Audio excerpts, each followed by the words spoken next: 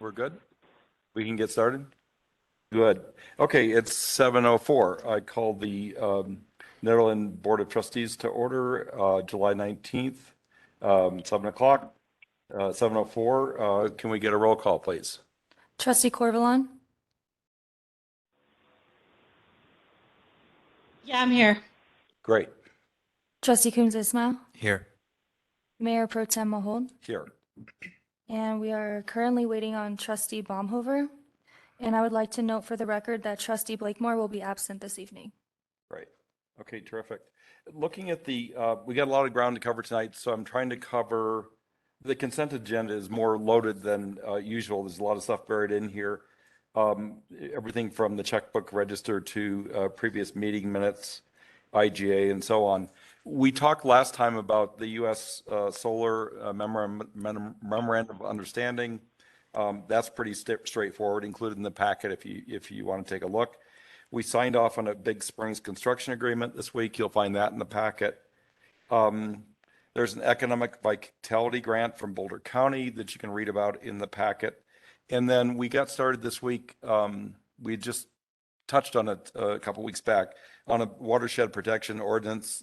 We started work on that this week. So we're working on a map of the watershed, which basically goes 5 miles from our water intake. So that work has begun. You can read about that. Do I have a motion? Mayor Pro Tem Mahold, we actually are asking that you remove the MOU for U.S. Solar from the consent agenda. We talked with U.S. Solar today, and there's a few things we want to work out with SAB, and so it's not quite ready for adoption. And so we would ask that you make a motion to move that item to the August 2nd meeting so that we can talk with SAB about things. Some specific things are the reporting, asking that the information be provided monthly rather than quarterly so we can trend it better, as well as discussing the donations. Okay. Are kind of two of the biggest things. So we are asking that you do not vote on that tonight. So do we need to do two motions? One. Yeah, it would be ideal to make a motion to remove the U.S. Solar MOU and move it to August 2nd. I motion to postpone the U.S. Solar Memorandum of Understanding until the August 2nd meeting. Second? Macy? Trustee Corvalon? Yes. Mayor Pro Tem Mahold? Yes. Trustee Coombs Ismail? Yes. Thank you. And I Okay. motion to approve the consent agenda. Terrific. Second? Call the vote, Macy? Mayor Pro Tem Mahold? Yes. Trustee Coombs Ismail? Yes. And Trustee Corvalon? Yes. Thank you. Terrific. That was a lot to get through. We're on to page 2 already. Public comment on non-agenda items. This is public comment is limited 3 minutes per person. Prior to comment, whoever the speaker is should state their name and whether or not they're a Netherland resident.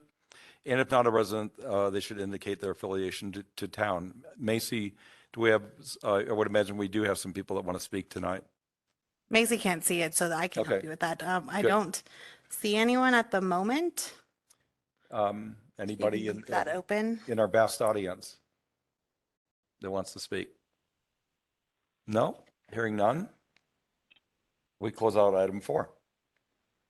Let's go to informational items. There's 3.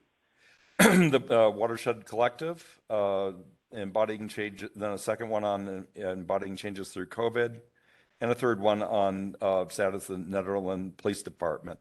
Let's start with 5.1.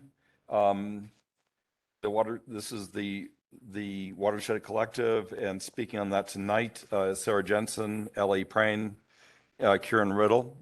Are you guys ready to go? Yeah. Awesome. That's great. Floor is yours. Awesome. And we won't take too long. I think you've probably heard from us at this point, maybe a few of you.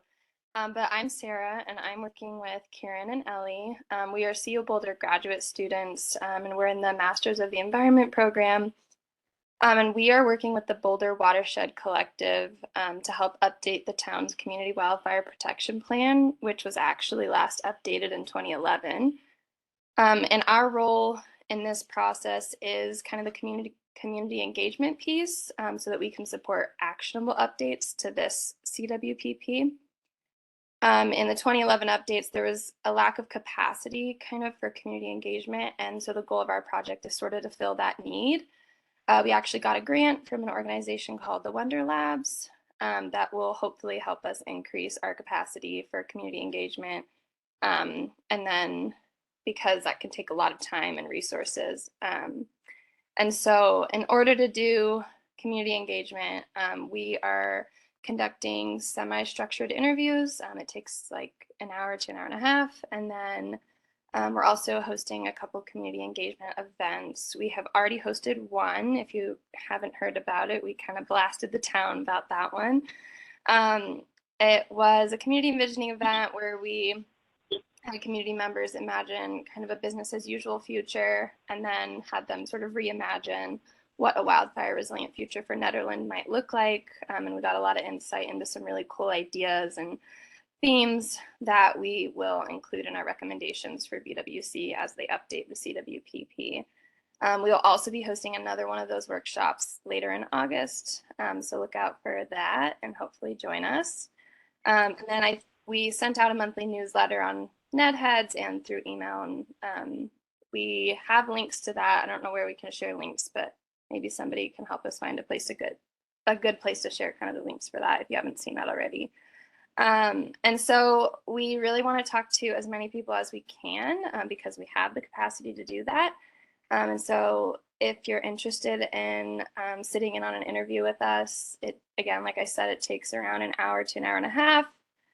We'll have around 10 to 15 questions for you to answer. It's really just a conversation. We want to learn about your perspective. You definitely do not need to be an expert on wildfire.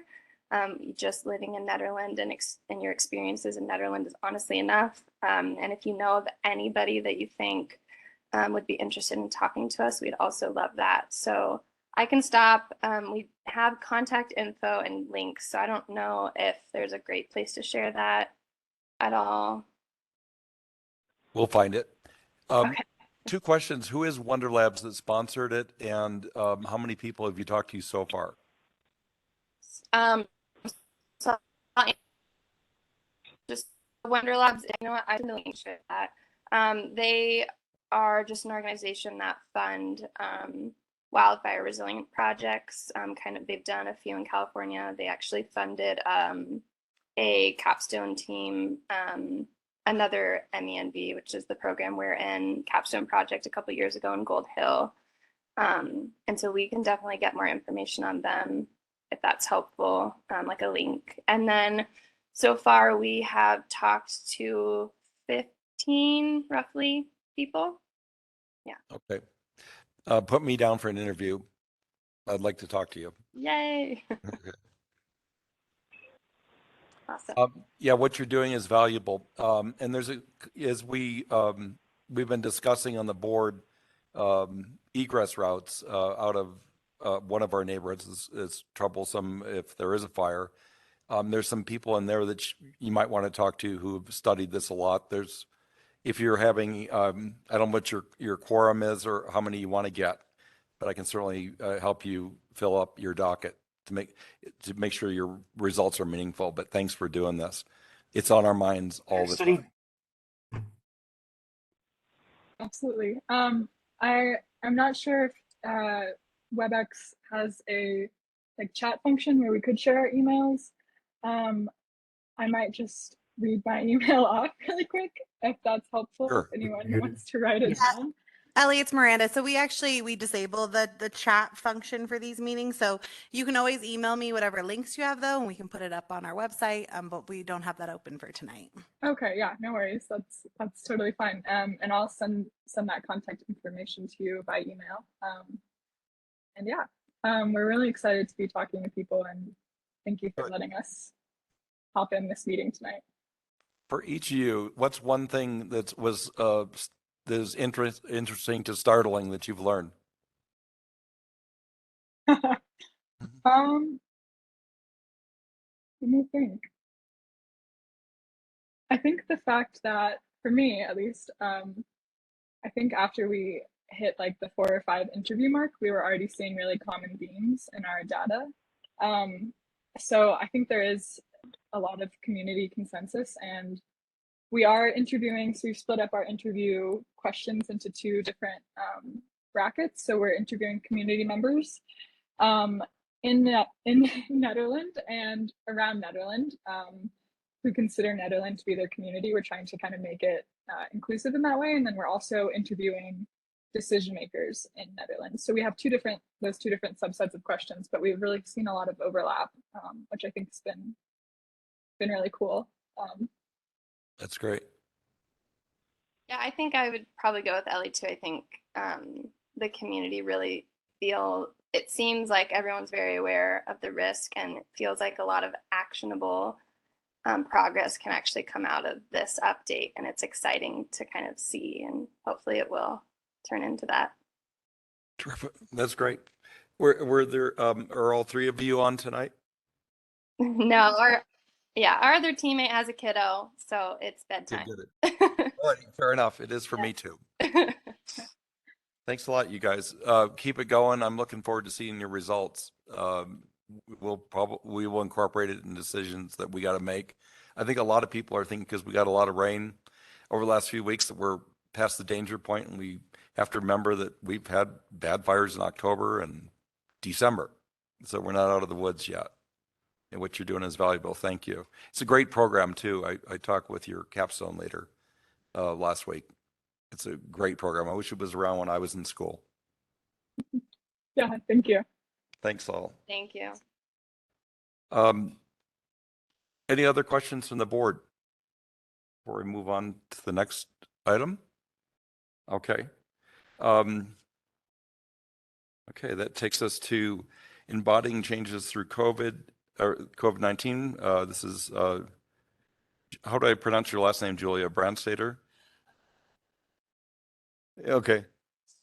It's German, and I'm from the Midwest, and so we say Brandstrader, but you could like slap a fun accent on it and say it in a way cooler way. Yeah, for sure. So Welcome. It's a pleasure to be here. Thank you very much. And for anyone who's heard this pitch before as well, thank you for welcoming me into your meetings, multiple ones. I love being able to come here and do this in person as possible, coming from Fort Collins. And hi again to the Boulder team, by the way, if they are still on. I feel pretty lucky that there's been another research team working in parallel. And so I do hope that you don't feel too inundated, but we also just want to listen to anything as well. And I want to thank this community for what it's meant to me living in Colorado. And so I do hope the findings here are of interest and use in the future. And so I've got it up here, so I'll hit next as well. I've got like a couple of movement parts on it, so you might have to hit next a couple of times to get through like the title. Just like if you hit a couple of... Oh, sorry. Stop. You had your hand on a computer. I'm so sorry. Didn't mean to stress you out. Hey. Hi. So yes, please, this is it's just a quick deck about my presentation. It will not take very long, and thank you again. This is the title. I'm centering Netherland as my dissertation as a PhD candidate at Colorado State University. And so I wanted to share what I'm doing with the Board of Trustees, as you are a very important piece of Netherland, you know, getting through the pandemic and also life here on a daily basis. And so I wanted to share this with you if it's of interest, and also to talk about anyone who you feel is very important that should be heard from, which I consider as every single resident of the greater Netherland area, Gilpin Ward, all the above. And so if you see on the next slide, that's just a quick outline what I'm going to go through, which is just an introduction to the study, my aims and methods, how I'm conducting this research, a quick pitch on just how I'm gaining involvement and support from different community members, and finally leave this for any questions. And then that's my little dog, Aloy. Just had to include a picture of the Peace Garden that I learned about from the MFP yard sale. I just had to come by there and didn't realize at first it was a Peace Garden. And so I love realizing these spaces that have been, you know, commonplace for me to understand. That's what that is, and here's how it's connected to other places. So I love that. And so on the next slide, you'll see just the team. This is my advisor. Come up in a second. Dr. Christina Cavalier, if it's on the next one. Oh, no, all good. And so that's my advisor. So she is the principal investigator on this IRB approved research, and that is myself. My hair was much longer, but you know, COVID finally got rid of that haircut. And I'm a PhD candidate and very excited to be here. And on the next slide, just why Netherland can come up as well. And that is because I think that mobility patterns shifting and changing throughout the country really have placed stress upon our Western Mountain Gateway communities. If you have questions for that terminology, please do let me know. I know it can mean different things to what someone else might be bringing in. And to myself, that is any town or community bordering parks and public lands, wild scenic areas, and more than 15 miles outside of the nearest urbanized location, like Boulder.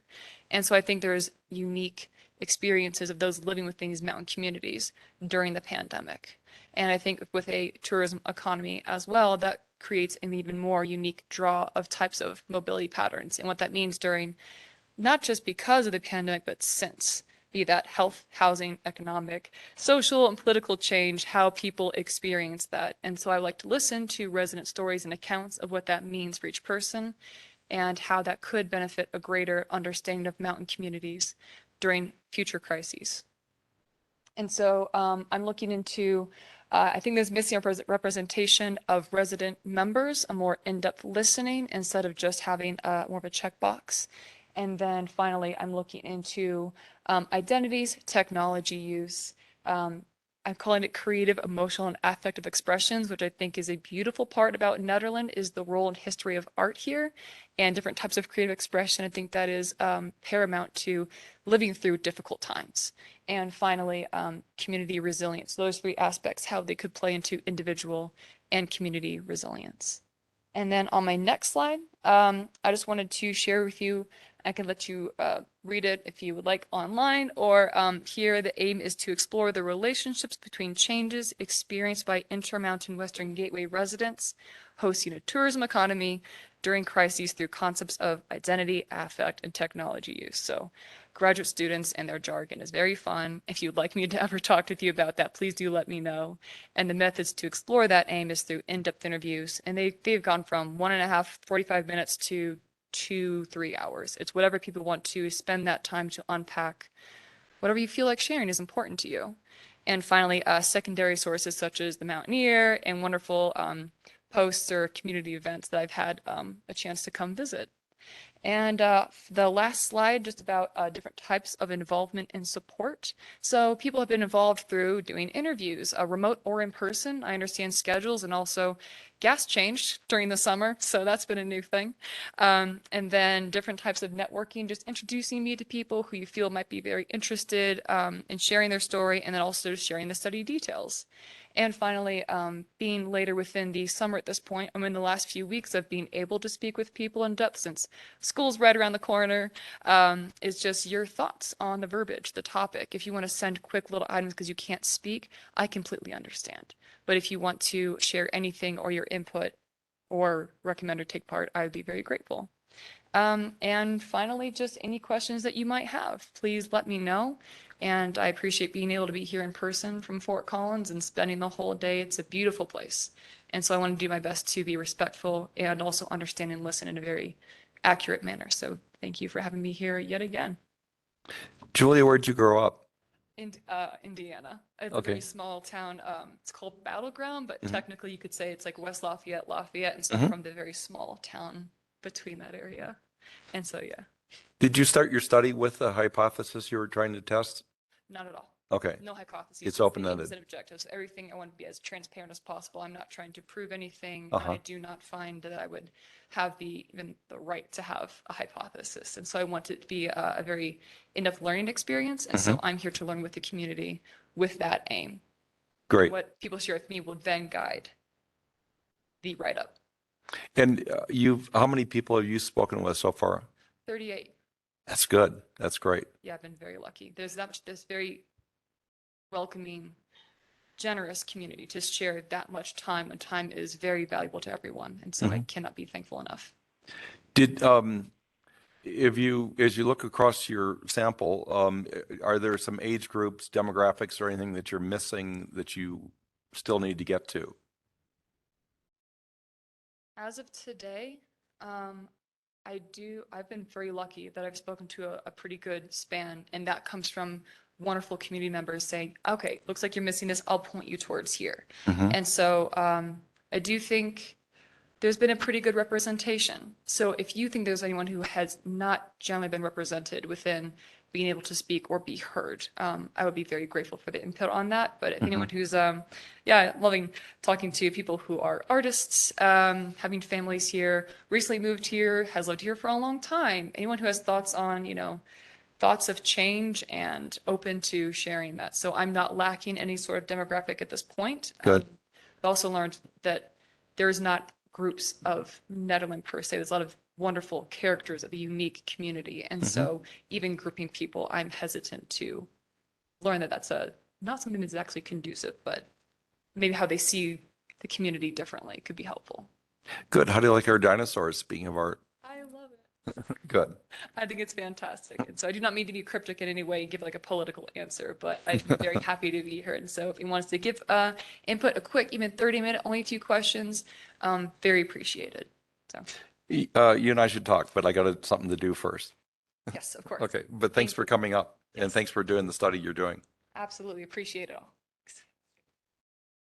Mayor Pro Tem Holt, I just want to make just a quick announcement. We're dealing with some audio and video issues. And unfortunately, we did change up our settings. So we're going to have to leave the video off for this room. So the people online are not going to be able to see anyone in this room. And so I think it's very important to identify yourself before you speak because they cannot see. And then people online, we're having to adjust the audio, it seems like every couple of minutes, which means we can't hear you if you start talking. So bear with us if, and we'll let you know when we've resolved that issue when we get to public comment.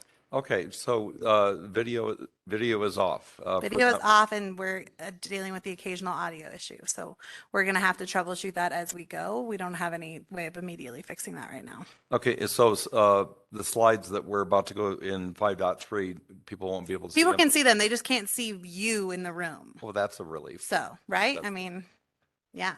Okay, that's Unfortunately, that seems to be worsening our audio problems. So we are sorry for those of you online who cannot see us in the room. so. I guess for the future, we have a bandwidth issue? Is that No, we actually just changed out the camera this morning okay? and the wiring, and it seems like it's backfiring on us. Okay, So keep the receipt. sorry about that. Okay. This is Eric Coombs Ismail. I just had one clarifying question for Julia. Sorry. I think you need to be on the mic though. Sorry. This is okay. Make you Hi. make you move around. This is Julia Brandstrader. I'm back at the mic now. There's a broad range of disciplinary concerns that you've laid out here, and I was just wondering if is your primary concern sort of environmental sustainability as it relates to tourism, or is that simply part of it? So my department being the human dimensions of natural resources, my primary concern would be people who live within areas that would host a tourism economy. That does not mean tourism dependent. That does not mean this is a tourism town. That does not translate within what I'm seeing. More so when an economy has a large tourism aspect to it and also borders natural resources, and that falling under the human dimensions of natural resources area can also connects to conservation and tourism. And so it all does come together under understanding a embodied account. And so personal experiences, I do work impacted by tourism, or I don't really feel like I am, and how that can lead into and impact life during wildfire, health crises, and how that impacts potentially housing. And so really trying to parcel out the tourism component of that, but also not forgetting that it is a all the time human experience. And is your disciplinary training then in sociology? My disciplinary training, my undergrad is hotels and tourism management, my master's is sustainable technology and innovation, and my PhD is in human dimensions of natural resources. And so that sounds quite complicated, but it's really sustainability, technology, and the human condition, we'll say. And then I think tourism really does tie a lot of that together. It is a massive influential scope, which I think when you do have an examination of tourism, but listening to the people within that aspect, that is very helpful to direct change that might be happening. Okay, thank you. Thanks a lot, Julia. Any other questions from the board? Or Yeah, this is Tanya. Is there a conclusion to the study? So sorry, I keep getting nervous and sitting back down. Did you say, what is my conclusion to the study? Yeah. I don't have a conclusion yet until I really get into the analysis phase. And we have no conclusion just yet. Still listening and learning very much so. And so I have no conclusion. The end This is result will just be- like a report to us about what's going on and. are So you I'm hoping looking to write for- and present a community report. And then my dissertation form will be 3 journal articles. And so whatever shape and form that takes, I have ideas. So you can see multiple themes within what I said, identity, technology use, affect and emotion, and, community resilience. Those are the large thematic areas that all this comes into play. And then I will be writing a community report and then 3 journal articles. Oh, awesome. Great, thanks. Thanks, Julia. How much longer will you be taking public input and interviews? With flexibility until August 1st. However, with remote access, that could go into the semester as well. I just want to give more undivided attention and not say, well, I've got 30 minutes between 2 classes. And, because I think it's a privilege to sit with people who are willing to share their time. And so if they have less time, that's fine. I will adapt. If I have less time, I feel that could be a little disrespectful to the scope I wanted to bring to this and the intention. Thank you. Appreciate Thank it. you. Anybody else? We're good? You can really sit down now, Julia. Thank you.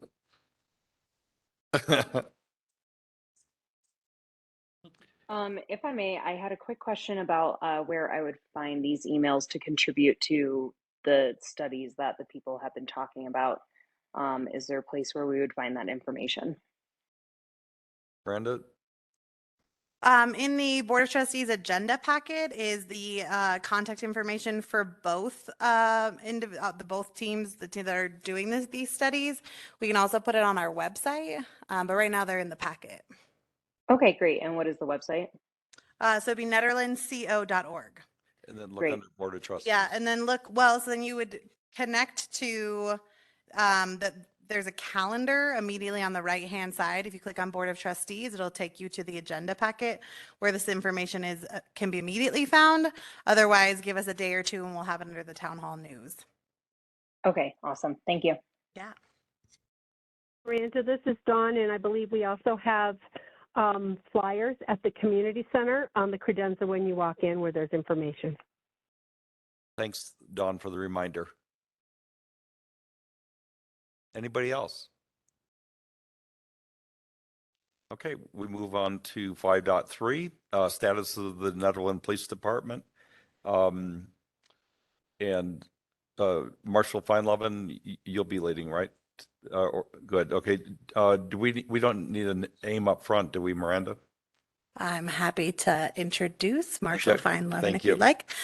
So just kind of setting the stage for this. Currently, the Nederland Police Department is going through quite a few staffing changes. So tonight we wanted to share with you really the status of what's happening with the police department, what we're looking at as early as tomorrow. And so this is just a informational item to prep the community and the Board of Trustees of what's going on, and then can engage in a later discussion about maybe possible ways that we can support the police department financially, but this really is just Marshall Feinlevin giving us kind of the lay of the land of what's happening with the police department. Floor is yours. All right. Well, this is Marshall Feinlevin speaking, and I'm just curious, do we have people from the community on the? Yes, we do. Okay. All right. Well, so I did prepare a PowerPoint that was sent out to the public. I'm going to breeze through this a little bit as just an introduction. As Miranda said, actually beginning July 20th, our police department will be staffed with 1 full-time officer. That's me. And then we have a part-time officer who is going to be working part-time 1 day a week who is in training.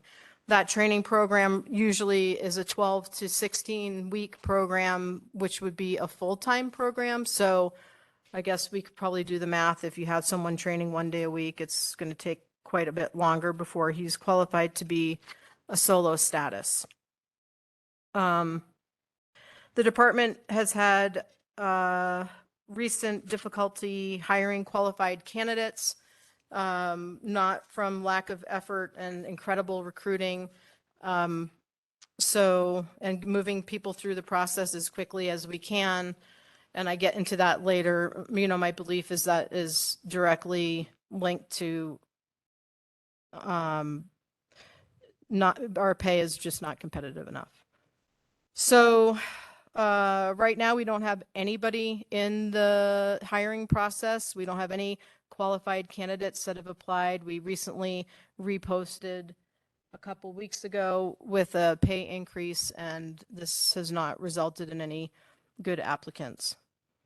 As just a sort of a picture of what we're competing with generally close to us and also with the larger departments, Erie's hiring at roughly 95,000 to 97,000 for new hires, and their sergeants are starting at 103,000. Westminster's offering a $10,000 hiring bonus. Boulder County offers a 12.6 para match and a 6% Social Security match. They get 104 holiday hours, which begins January 1. So the Netherland Police Department, when officers start, they do not start with any paid days off. They have to accrue them every pay period. Boulder County offers 10 to 16 hours vacation days per month, depending on your years of service, 240 hours of COVID salary. Overtime is paid in comp or overtime. They get 480 hours of FMLA, 24 hours of medical and personal business, and 8 hours a month of sick time. CUPD is offering a 5,000 lateral hiring bonus with a salary range of 69 to 92. Non-lateral is 66.7 to roughly 75.7. Weld County SO had 14 applicants scheduled for testing last week and only 3 showed up. Commerce City's down 31 officers. Denver, out of 875 positions, they're down more than 250. And essentially nearly every agency in the state is hiring. And right now the rough figure is about 20% of those positions are unfilled. So as Town Administrator Fisher said, that beginning July 20th, with having one full-time officer, if the department was not supplemented by the extra duty positions with Boulder County, that would put me working roughly 93 hours a week. 11 of those would be on call by pager, and that doesn't take into account being held over. So, and that number may have included, yeah, so you can add another 10 hours to that actually. So, because we did have somebody that was going to come in and help that has decided they can't. So, one thing that I've done, because we're in the state of crisis, is I have posted these, what they call extra duty time slots with Boulder County. And that means that their deputies are coming in on their days off or taking days off to work extra duty. And I essentially, at this point, we had nobody signed up until I reposted it at double time. So that's costing $65 to $89 an hour. And the 13 days of coverage that we have posted initially will cost, through my budget, roughly anywhere from $13,000 to right around $18,000 for the month. The reason there's a varying cost of that is it depends on the seniority of the deputy. I can tell you I looked at the sign up, and the deputies who signed up are pretty much all of the deputies who have maxed out, and they're going to be at that higher range. One thing that I did is through the sheriff's office, I sent out a monkey poll to determine what the viability of using this as a resource for supplementing our staffing. The monkey poll was, they only had probably 3 or 4 days. And unfortunately, the results weren't great, meaning the people who responded, but it was 28 people.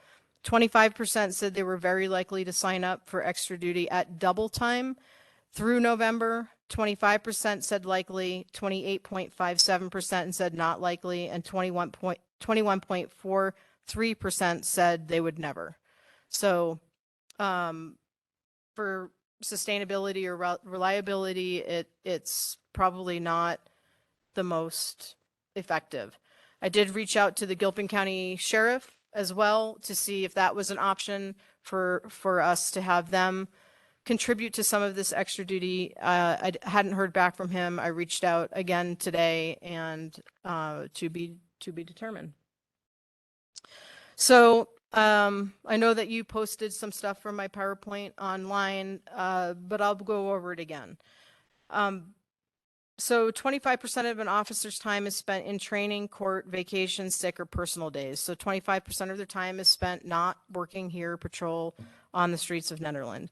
The statistics show because of that, it technically would require 5 officers to staff one position 24 hours a day. We're not staffing 24 hours a day. Obviously, Boulder County is coming in from 10 p.m. to 6 a.m., but that's the number, that's the industry standard. Excuse me. It does take 4 to 5 years to break even on a new hire. So as Nederland brings in recruits and they train and they leave in a year or 2 years or even 3, we are constantly losing money. When we bring in recruits that are washing out of our field training program, we are losing money. So we're just losing money. I don't know any other way to say that. I did put in here some of the CRS obligations as it relates to what we are required to be doing. And then there are some slides in here that discuss the Senate Bill 217, the Law Enforcement Integrity Act.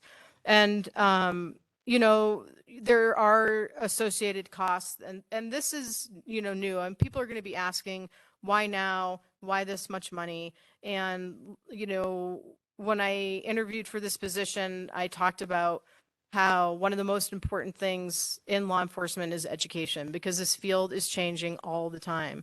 And with that comes legislation that's changing all the time. And SB 217 is one of those things. And we have a lot of state mandated requirements, Department of Justice mandated requirements, a lot of mandatory reporting, body worn cameras. And this takes resources, it takes staffing, and it takes funding. So, and training. So that is why this has been included in here. Also, we talk about the added liability with SB 217 to make sure that we are in compliance with all of these things.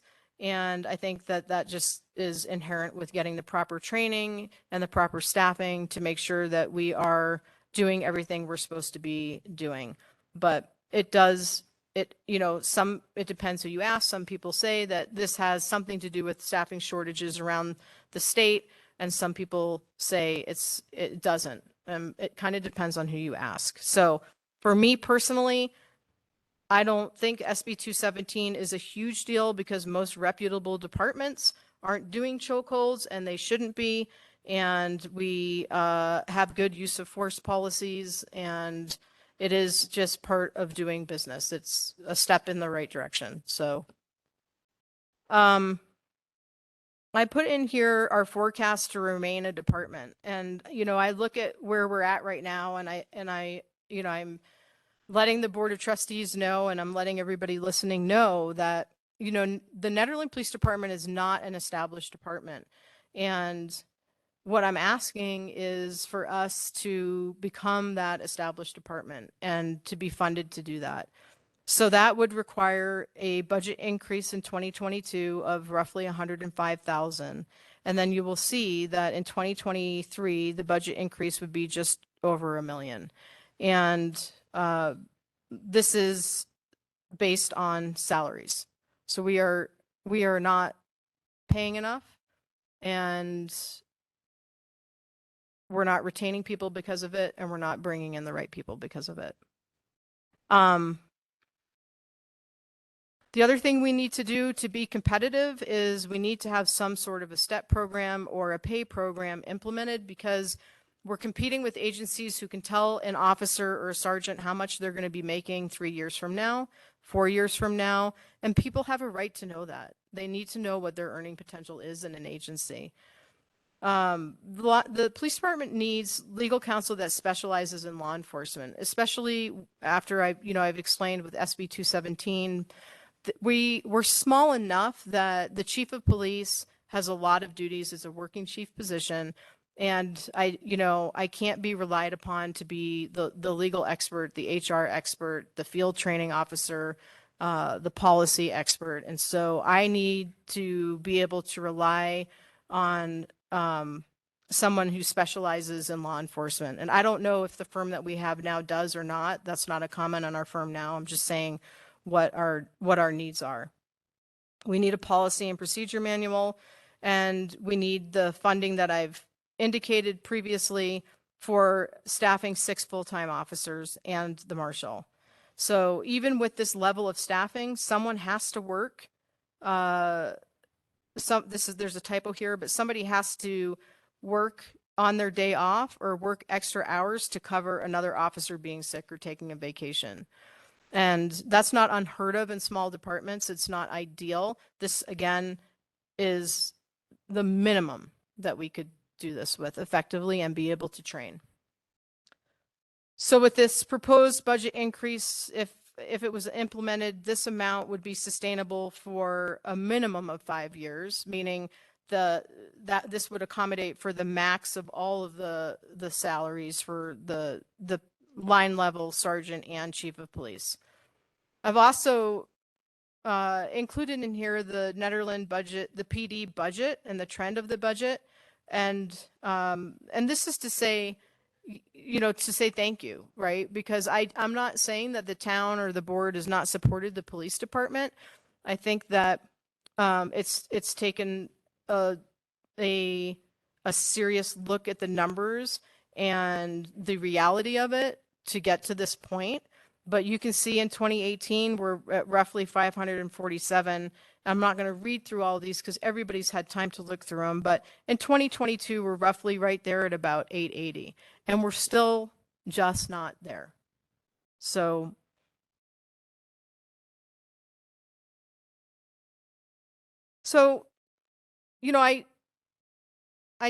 I want to talk about the benefits of the police department, and the board knows this because we had a chance to meet not that long ago.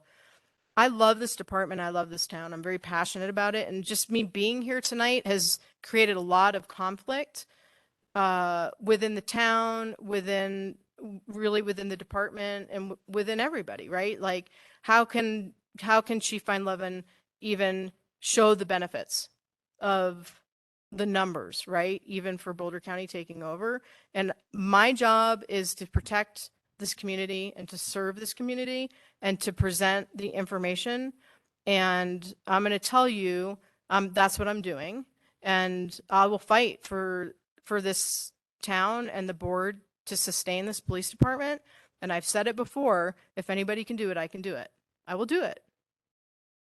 I mean, that's just the facts. And here's why. We can preserve what the agency has nurtured and grown. We have an incredible historical working knowledge and trust of the community.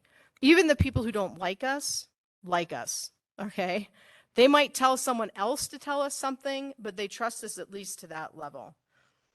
We have invested agency members. Now, really, it's just me and Troy, but Troy is doing the job of literally 4 people, and he's I would say at least a minimum of $10,000 to $20,000 underpaid. We provide 100% coverage instead of 50% of non-committed time. We have a direct involvement with regard to staffing management. We have a potential for a quicker response time. And, there is a plus to me being able to keep my job selfishly, and also for Troy, because I do care about the people that I work with. And we have Officer Carroll too, who is part-time, but he's still just onboarded. Also, obviously, we've been through a lot of transition, not just to the police department, but the entire town. And this board is still seeing transition. And so there's something to be said about maintaining something here. I'll say also that people come to us, people outside of the town of Nederland come to the Nederland Police Department They keep calling the Nederland Police Department. They know they're supposed to call dispatch. They know they don't live in the incorporated town of Nederland. They know we're not their deputies, and they will try any way they can to get us to respond for them or to help them or to bridge the gap for them. And there's a reason for that. And so I recognize that, and that's very meaningful to me, and that's very impactful to me. And that's Ned PD, right? That's all the stuff that probably you heard me talk about when I was interviewing for chief. That being said, all right, so that's I don't know if that's my left hand or my right hand, but here comes my other hand, right? This is the hand that upsets a lot of people. I put in here bullet points from an article that Sheriff Pelley wrote several years ago, and he's talking about his belief about contracting for small departments. And in here, he talks about basically working, being the umbrella under a larger agency and what is afforded to a community by doing so. You're going to get consistent training. You're going to have no staffing headaches, because if a deputy goes out on paternity or maternity leave, you're going to have another deputy that's right there. You're going to have your cars, the back doors are going to always open on your cars, like mine doesn't sometimes. And if a car goes down, they have their garage. You're getting the big city stuff. You're getting probably a different level of consistency, and for sure you're getting a different quality in training and in resources and equipment. That's true. You will get a sergeant. Your sergeant will be stationed at the police department, and that would be a full-time sergeant. And that's what he's saying. He's saying in here, a lot of towns are worried about giving up control. A lot of towns, he's addressing the fear of the towns. And so I'm sure that most people glance through that. Does anybody have any questions about, so does anybody have any questions about what Sheriff Pelley has said in his article? No, I think that you had mentioned that the training figure of 75 hours is probably understated given today's requirements, right? Well, this article, you have the whole article. I don't remember when it was published, but I think it was at least 2013. Yeah. Yeah. So yeah, they train and when this was published, they did 75 hours of training. Last year, our officers averaged 20 to 30. Mhm. And that was because of staffing. Because we can't, when you have one person working a 14-hour shift, because we're down to 2, which we were for a lot of we can't send somebody to staffing. To training, sorry. Mm-hmm. So, yeah. So Boulder County has this formula that they've worked out for contracting, and it's very scientific and it's very detailed, and they put a lot of time and thought into it. But what it boils down to is for Nederland to have 3 deputies, so it would be 2 deputies and 1 backfill, and this would be 50% of their non-committed time, which means that anytime that deputy is not dispatched on a call, they would be 50% of that time would be spent within the town limits. They will not be dispatched somewhere else. That and 1 sergeant who would be full-time, 100% time, would be $633,000 to $700,000. It jumps up to the $700,000 because what I did is I added the cost of a 4th deputy to basically give a ballpark of how much a percentage of animal control and a detective would be. This does not include equipment, meaning computers in the office, and rent.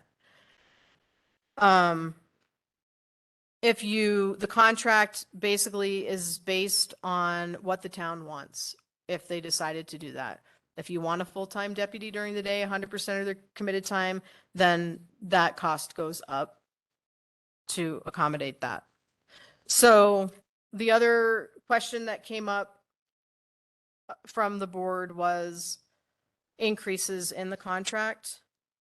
I can tell you that for Lions, In 2018, the contract was 300 and, these are rough numbers, 342,000. In 2019, it was 352,000. It was up 2.9%. 2020, it went up 4.5% to 367,000. 2021, 4.6% to 384,000. 2022, 1.9% increase to 391. And then their estimated for 2023 is a 6.8 increase to 418,000. They do I think that includes 0.2 animal control and, actually, I'm not sure, so I won't even. So that gives you an idea of how these rates have been increasing.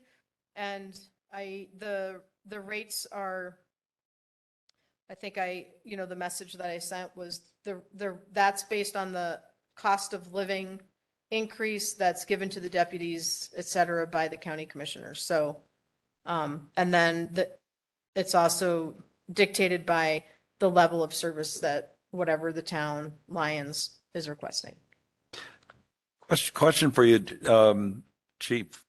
You worked in Lyons for a while. What's the feel of having a sheriff policed town in a town like Lyons?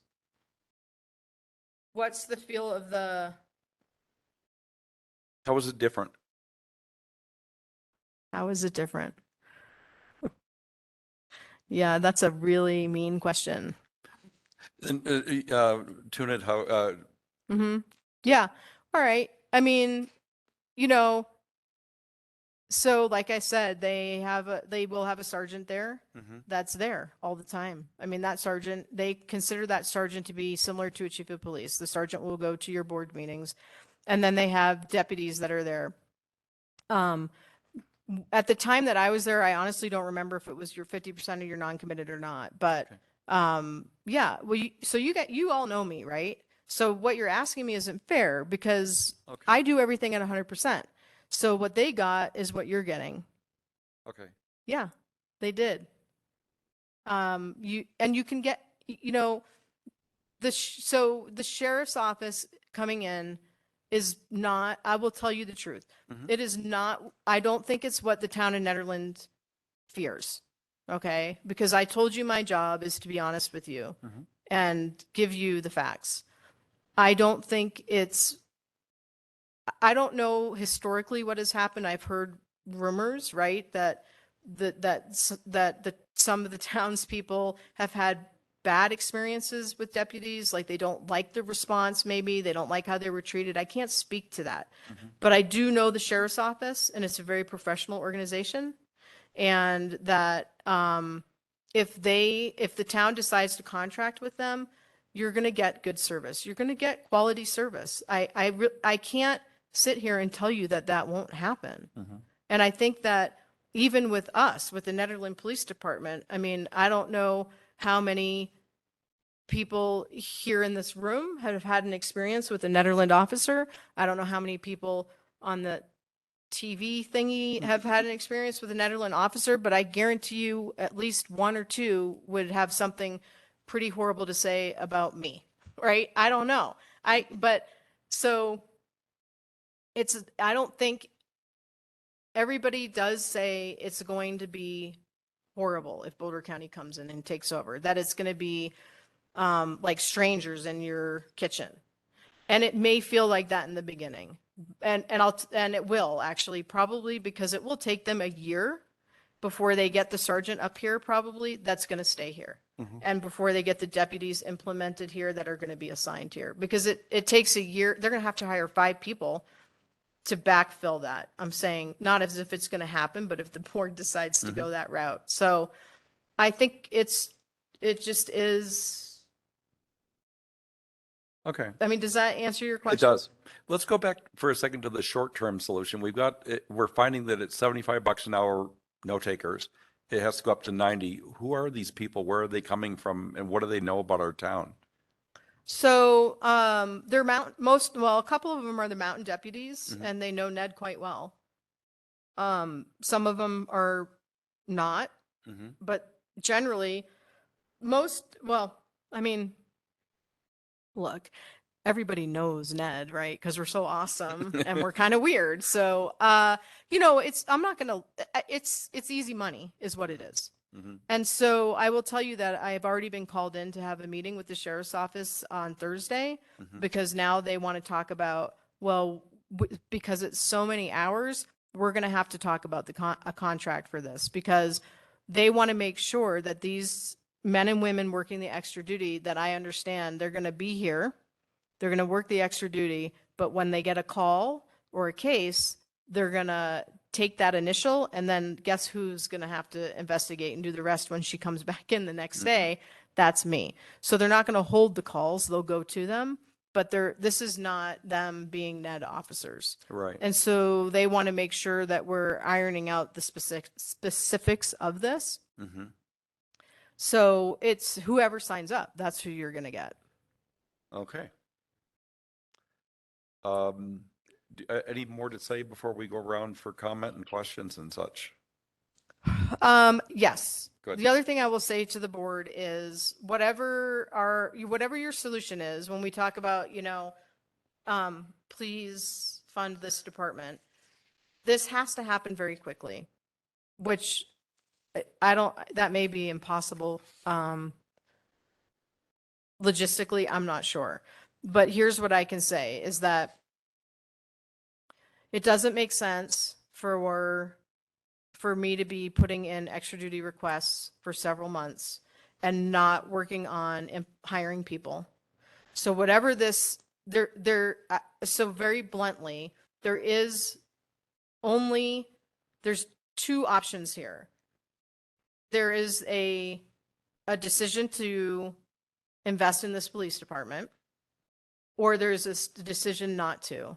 And then if your decision is not to, we go immediately into discussions with Boulder County so that we're not spending $20,000 a month or 18 or 15 for this extra duty, because it makes no sense for me to be here and dealing with that if I'm not actually building this department and recruiting and bringing people in, because that's not best for the community at all. It's very disjointed and it's really expensive. Mm-hmm. Yeah. Amen. Go ahead. Marshall Feinlum, do you want to also speak to that if the desire is to continue with the Netherland Police Department, there has to be that commitment of long-term funding. And so obviously there's a proposal here, one of the things she shares is that there's that need for an immediate increase of 105,000, but there also has to be a general commitment and understanding that the Board of Trustees will be increasing the budget for this department to 1.1 million, whatever that might be, and that you're going to do so through maybe our later discussion about possible funding, revenue opportunities, or because you are going to actually commit that and maybe make adjustments elsewhere. But it can't be something where Marshall Feinlove and I are actively recruiting without the certainty of what we're recruiting for. We have to know that if we're bringing these officers in, they have jobs, and then it's not going to be, oh, budget season, never mind, it doesn't work. So that's another thing, kind of that path to really take into consideration. Did I capture that? Yes, Okay. much better than I did. Yeah, thank you. I do have a clarifying question just regarding a potential contract with BCSO, which is what role would Netherland have in the selection or indeed deselection process of the sheriff's deputies that policed our town? So, so a representative from Netherland would be, from my understanding, would be invited to sit on the interview panel for the chief, I'm sorry, for the sergeant, and probably for the deputies, although that wasn't discussed, but they themselves have to go through a process and be selected to be here. Generally, they don't allow anybody who's new to come up to Netherland. It has to be somebody who's established. Right. Yeah. So, and then if there's somebody who's not working out, you mean? That's a really good question. I think so this is not an educated response, but I would think that if there's an issue with a specific deputy and that's documented, that's going to be also documented through their sergeant who was up here. And that's how people get either removed from an area or moved to an area that better suits whatever their shortcomings are. You know, working in the mountains takes a certain kind of person. And they have to have the gift of gab, and they have to be able to get to know people. And it's true that some people think that's what they want and they're not really great at it. And there are some, as we've talked about before, in any job, not just law enforcement, some people head to certain areas because they think it's going to be less work. Yep. So I think I understand what your concerns are.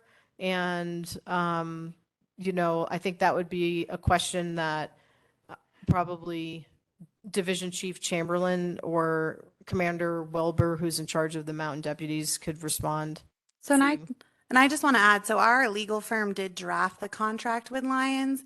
And so I just pulled it up, and there is a section in here about the contract, and it is specific to the sergeant, but it says the process to be town supervisor in this case is normally very competitive among our cops. We involve the town in the selection process as well. And so I think that there can be language added to the contractual agreement of what level we involve town staff or board of trustees. I mean, I don't think it's necessarily for every deputy, because that would be like the board sitting in on hiring for staff. But I think definitely that high level sergeant and having similar language. But I guess my point is it's unlikely that the town would have a veto on the appointment of the sergeant. I mean, I imagine that can be in that contract negotiation. And if that's a desire of the town, Attorney Madsen, maybe jump in if I'm totally off base here, but I would imagine those could be components that could be added. Right. I mean, every contract, you know, you can negotiate terms. So if that's an interest, the Board of Trustees, that's something that we could definitely request in the negotiation. I will just say that I don't think that they're going to, again, I don't think they're going to allow the town to have that much control on their operational procedures, because a lot goes into that. Even to be a sergeant, they have to go through, you know, an incredible competitive process. So I think that they feel that when they understand their staffing, what the qualities are of the person, that they will take input, like in the oral board. But I don't know that they would let you veto someone, because they're not going to have that, you know, it's going to be a select number of people, I would think. I don't know. Yeah, I'm asking this question totally without prejudice, just to make it clear that it would be unlikely that we would have that much control, that they would agree to a contract that gave the town that much control over their operations. I don't think they're going to let the town control their operational. Which, if I were in their place, I wouldn't either. So it makes sense. And then just to clarify this one as well. Right now, for mountain deputies, the town doesn't participate in that process for assigning mountain deputies. Is that correct? Oh, no, because the mountain deputies are you mean for up here? Yeah, for up here for overnight. Correct. No, that's done by a bid process. Yes. Yeah. I was just clarifying that. Correct. Because if we were, then we would know what that process looked like from that Yes. side, but we're not right now. So correct. Okay, great. Thank you. Yeah. Other trustees with any questions? Yeah, I have 3 questions. My name is Tanya. Go. The first one is, what is the difference in cost for using Boulder County versus increasing our budget to accommodate a private or, you know, Netherland Town PD? Well, so as I mentioned, if you look at the page that says BCSO contract specifics, the Boulder County contract would be between $633,000 and $700,000. And then, let me get to that page. 1.13. Yeah, you said so the almost 500,000 difference? 1.13 in 2023. Okay. And the second question is, what happened that we lost 2 officers so quickly? Was there an incident? So I'm not going to talk about specific staffing issues. I can tell you that that Nederland historically has some issues with retention due to pay, lack of resources and being overworked with, these incredibly long 14-hour shifts that are several days in a row. Right. So increasing the budget would change that, and you think we'd be able to hire people? Because right now there's apparently no applicants. Yeah, because we're trying to bring people in at, roughly, can I talk about salary? At roughly $50,000. I mean, if you look at what I just said to you, I mean, Loveland's got How a can Boulder County do it for $14,000 so much hiring cheaper? bonus. I'm I'm sorry? so confused. Why? How can Boulder County do it for so much cheaper? I don't understand. Russ, Well, they're a sheriff's office. They're a much larger agency. Is that? Yeah, I mean, their budget is, millions of dollars. yeah, but I don't understand how they could staff us in the same capacity at a $500,000 less, almost half the cost. Is there, what's the give? Well, What the do we, give it's are just they kind of, less hours? if you think of it like Walmart compared to the co-op, where, or BNF, how our prices are higher here at the BNF than they would be at Costco. That's the best way that I can explain it. It's Right, just, it's like a mass-produced sort of organized system. Yeah. Okay. And what would, if this were your town and you weren't involved, if you could somehow separate yourself, what would you recommend? I think I've been very clear about that. And no, not to me. I'm still like, I'm seeing the report, but it seems pretty clear, like both sides. And I'm like, I'm sorry. Yeah, I'm sorry that you missed the other meeting that we had the other night, but I think I've been clear tonight too. I am presenting you both options. And what I've said is that if the town, that I absolutely recommend that the Boulder County Sheriffs take over if the town is not able or willing or supportive of funding the Nederland Police Department. Is that what you want? yeah, that's if we can't.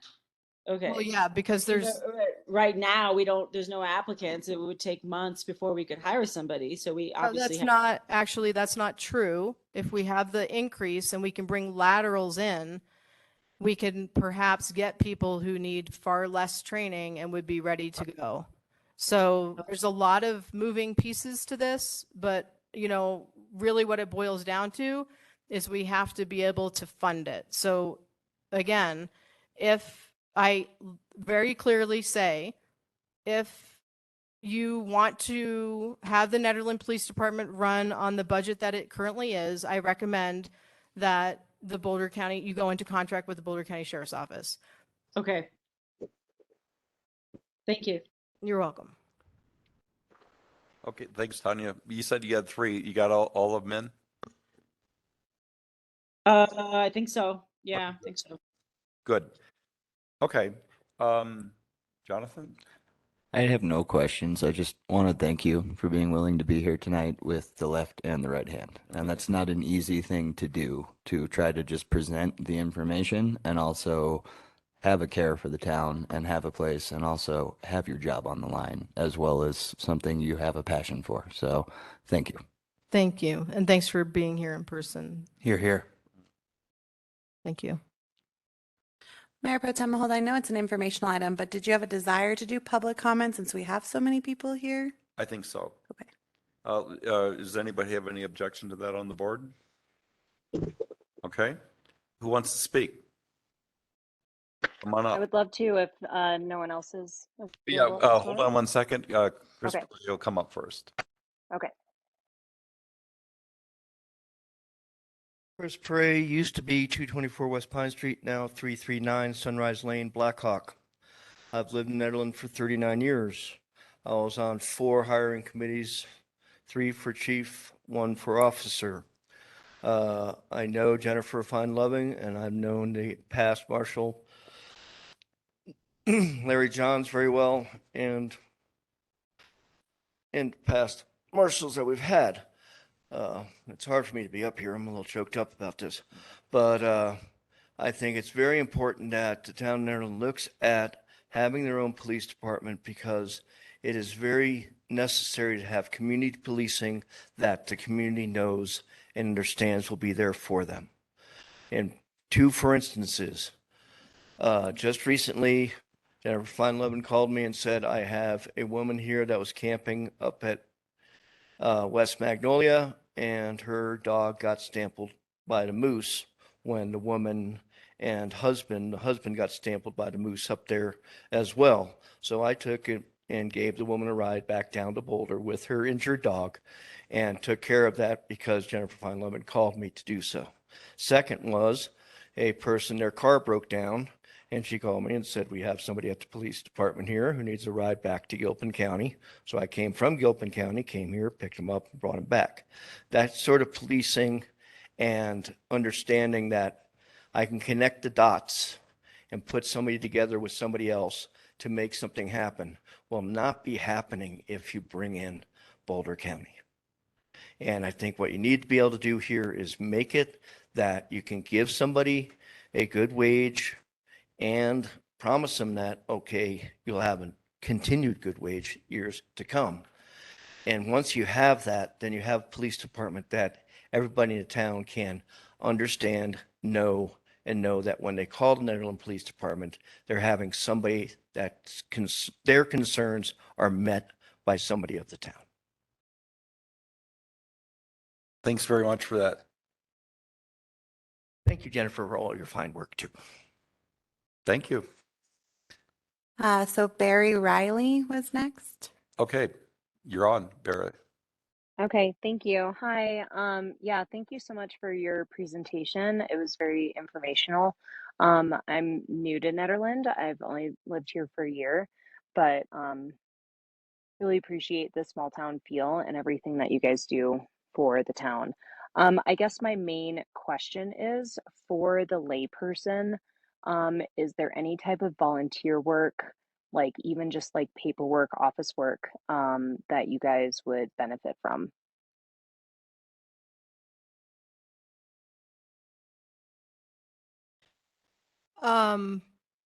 So thank you. So no, not right now.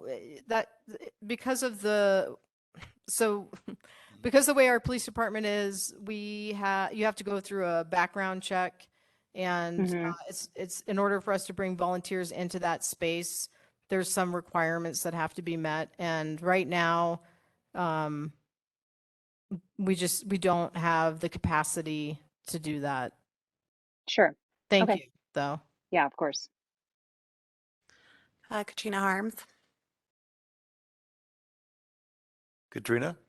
Katrina Harms, Netherland resident, and I just want to say that I sit in a lot of meetings and participate in a lot of meetings with Boulder County and around co-responders and harm reduction, and they all have spoke highly of Chief Feinleben and what we are able to accomplish with our homeless and gently treated population. I don't know how to put it, but I would hate to lose that, as a lot of those people are our neighbors and our friends, work in our restaurants, take care of our people. And that is, I think, extremely important to continue the Netherland feel and what we have here. So I would hope, and I know how difficult those budgets are, but I would hope that we could continue with that service. Thanks. Thanks, Katrina. Andrew Bliss. Andrew Bliss. Sorry. Hey, thank you for the presentation. Just wanted to say, as a resident, I would totally support increasing the investment in our local police force. I think that's best for our community, and would be willing to pay increased property taxes or increased sales taxes to make it happen. Thank you for this discussion. Thanks, Andrew. It's Mopey G, but we'll need you to state your name for the record. Good.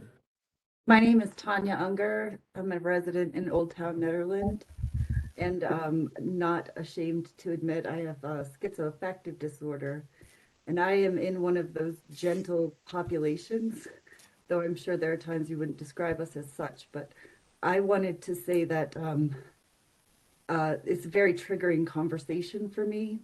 I am in a population that has had run-ins with police where we are grossly misunderstood, manhandled, sedated, causing more problems.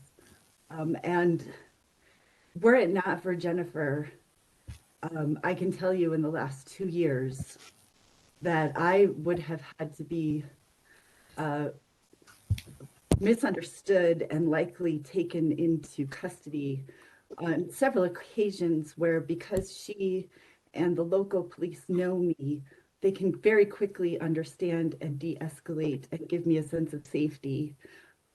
So sometimes it feels like in encounters with police, my life is on the line, and I cannot speak enough to how instrumental Jennifer Fine-Loving has been in my mental wellness.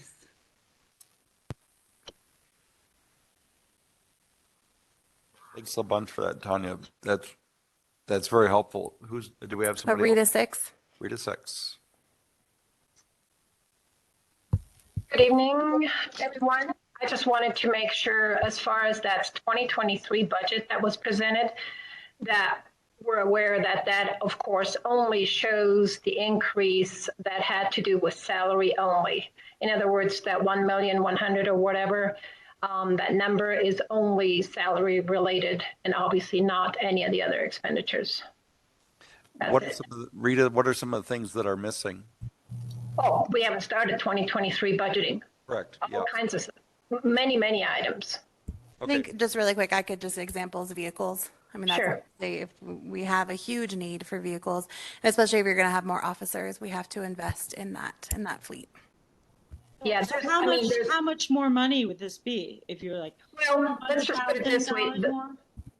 The whole budget for 2021 for 2022, let me see, was, oh man, I just lost it. What's the date for year? Hold on a second. It's on the presentation. Was it like 800,000, 880? Let's just say, I don't have it in front of me, sorry. Then with Chief Fine-Lovin's increase in wages, we were up to 1.1 million, right? So let's just say if we took the 880,000 from 2022 and we did a 6% increase to the whole budget, that's another, is that right? Percent would be another 52,800, but that's really just, not including what Miranda just said. Obviously, vehicles, that would be a bigger expense than just your 6%. Does that make sense? Yeah. Okay. You should identify yourself for those that don't know who you are and what your role is. Oh, I thought I did. Okay. My name is Rita. I'm the town treasurer. Thank you. So Rita, this is Marshall Fine-Lovin. We did have some numbers from the supplemental budget, correct? We have not calculated the supplemental budget. No, but from the PD, I gave you numbers. Oh, I don't have those in front of me. Okay, so we would haven't. But that's not including like vehicles that we haven't talked about. So the supplemental budget was just to recover what are already expenses that were unbudgeted for, like Boulder County Sheriff's, the extra duty officers. Right, but also the one vehicle. Right, but it's not all the vehicles. I think, truly that's, we've talked about this when we did the Board of Trustees orientation. You're talking vehicles across the board. Again, while staffing is huge, we also have to make sure we have the equipment for them to be safe and efficient with their job, and that's Public Works and the police department. But there are other things that in a typical budget season we would be increasing. We have contracts for policies, we have contracts for body-worn cameras, tasers, and other series of equipment that we would just automatically put into any budget. So unfortunately, we don't have that figure for you tonight, but that's always something to consider is all the other expenses. Terrific. Right. That was just very important that everybody knew and was aware that truly is only salary related, expenditures that were added to the 2022 budget figure. Thanks for clarifying, Rita. Yep.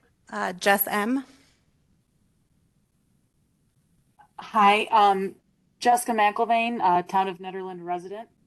And I think having a community-based police department is very important. I have not had the opportunity to interact with Marshal Feinlevin, but I know in the past I've had to work with Marshal Johns when my child was hurt and I needed help getting to the fire department quickly for aid. So it's that reassurance that I had in the community that I could recognize my police officer. I knew who they were and I knew they would help me. I don't doubt that Boulder County is well trained and very good at what they do, but it worries me that there is the potential lack of consistency. But also knowing that budgets are tight, it may require some creative thinking, but I think it would be a very sad thing that if we did not have a police force of our own. Thank you. Thanks. Are there others? Yep, Andrea Cox. Yeah, hi, my name is Andrea Cox, and I'm just going to read a statement. First, I am a little surprised that this has not been very like publicized, or this issue has not. I mean, if you're not like constantly attending the board meeting, which I would love to do, I just found out about this today. So I'm just going to read something. My name is Andrea Cox, and I fully support Jennifer Feinlevin and her team. They have always been professional and compassionate in every situation that I've witnessed. They have a humane approach and have acted as facilitators for members of this community to talk and find solutions to mutual problems. Their dedication and commitment to this community and each single individual is outstanding. I have particularly found they relate to the younger population with empathy and willingness to cooperate and give advice and establish a solid relationship. I feel safe and protected with this team who understands the specific dynamics of our mountain community. So I really hope they stay with us. Thank you. Andrea, just for the record, can you clarify if you're a Nederland resident or outside? I have property in Nederland. I live in Gilpin County, but my work. Perfect. Thank you. Christopher Larson. Evening, everyone. Yeah, my name is Christopher Larson. I'm a Nederland resident.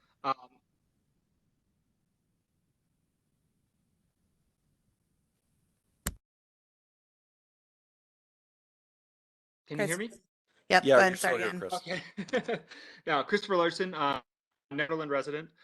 You know, it's been one of my great honors to work with our police force over the last few years, from hiring Marshal Feinlevin a few months ago to Larry Johns before that, Marshal Kirill before that.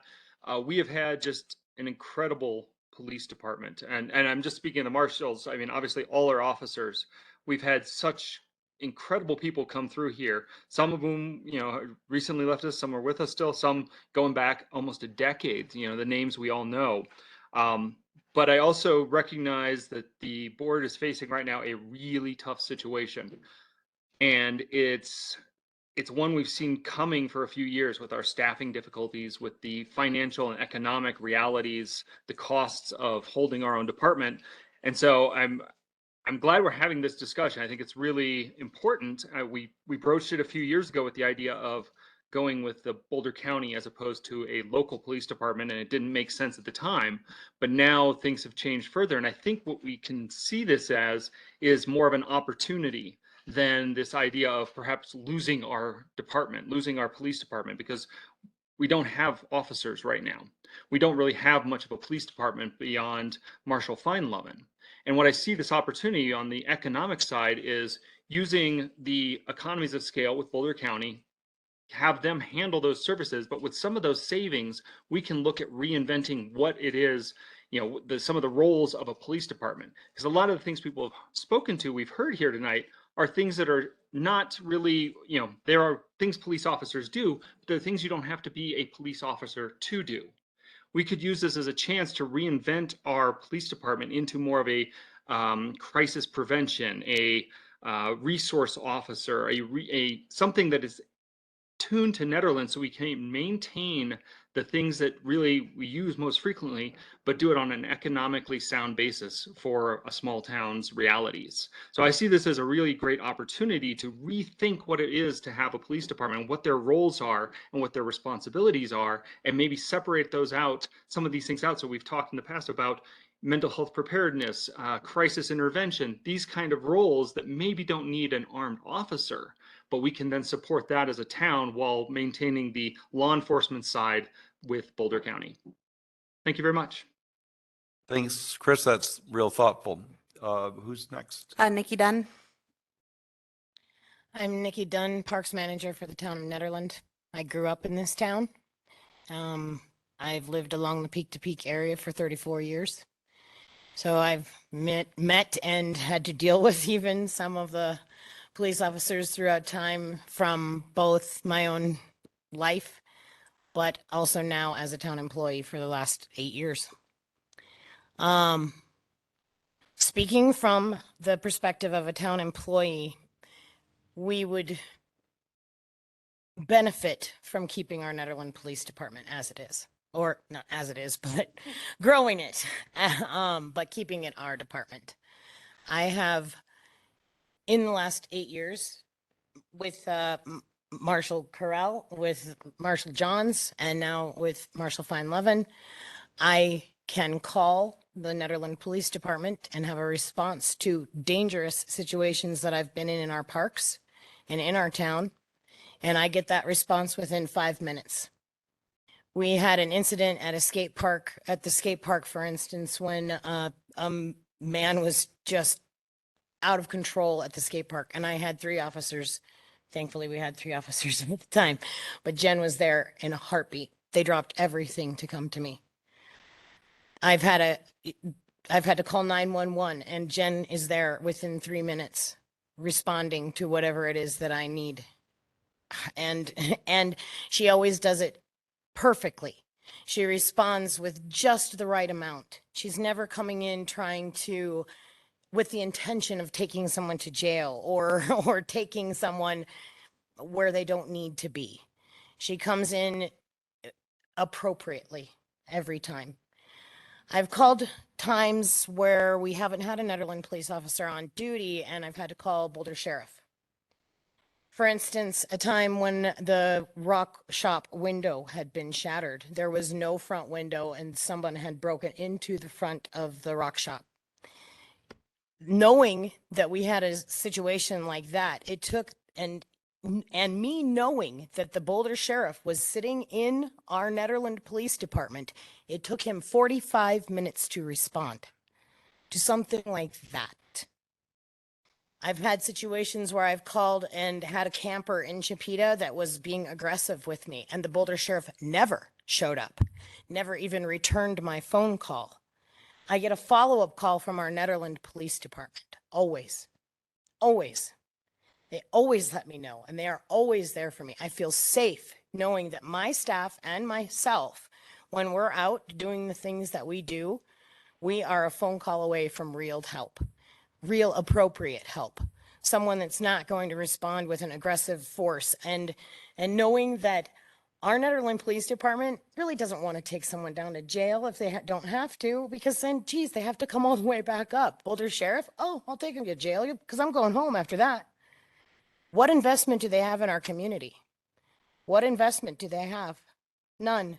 What investment do they have to get to know each and every one of us and to know how to appropriately respond to the citizens that might have, a mental impairment every once in a while, or just a drunken rage, and that guy just needs to sober up and he's going to be okay, so his friend can take him home and everything's going to be all right. Is the Boulder Sheriff going to do that? Probably not. They're going to show up with the correct procedures and the way that the law is laid out. That's not small town policing to me. It doesn't feel comfortable. And I don't think I would feel safe even if we had a staff sergeant here at our Nederland Police Department. Like I said, I knew the sheriff was sitting at the Nederland Police Department that day. 45 minutes to respond. I stood there in front of the window protecting the rock shop and the hundreds and thousands of dollars of materials that were wide open 45 minutes. The business owner showed up before the sheriff did, and he lives down below. So I can tell you countless times.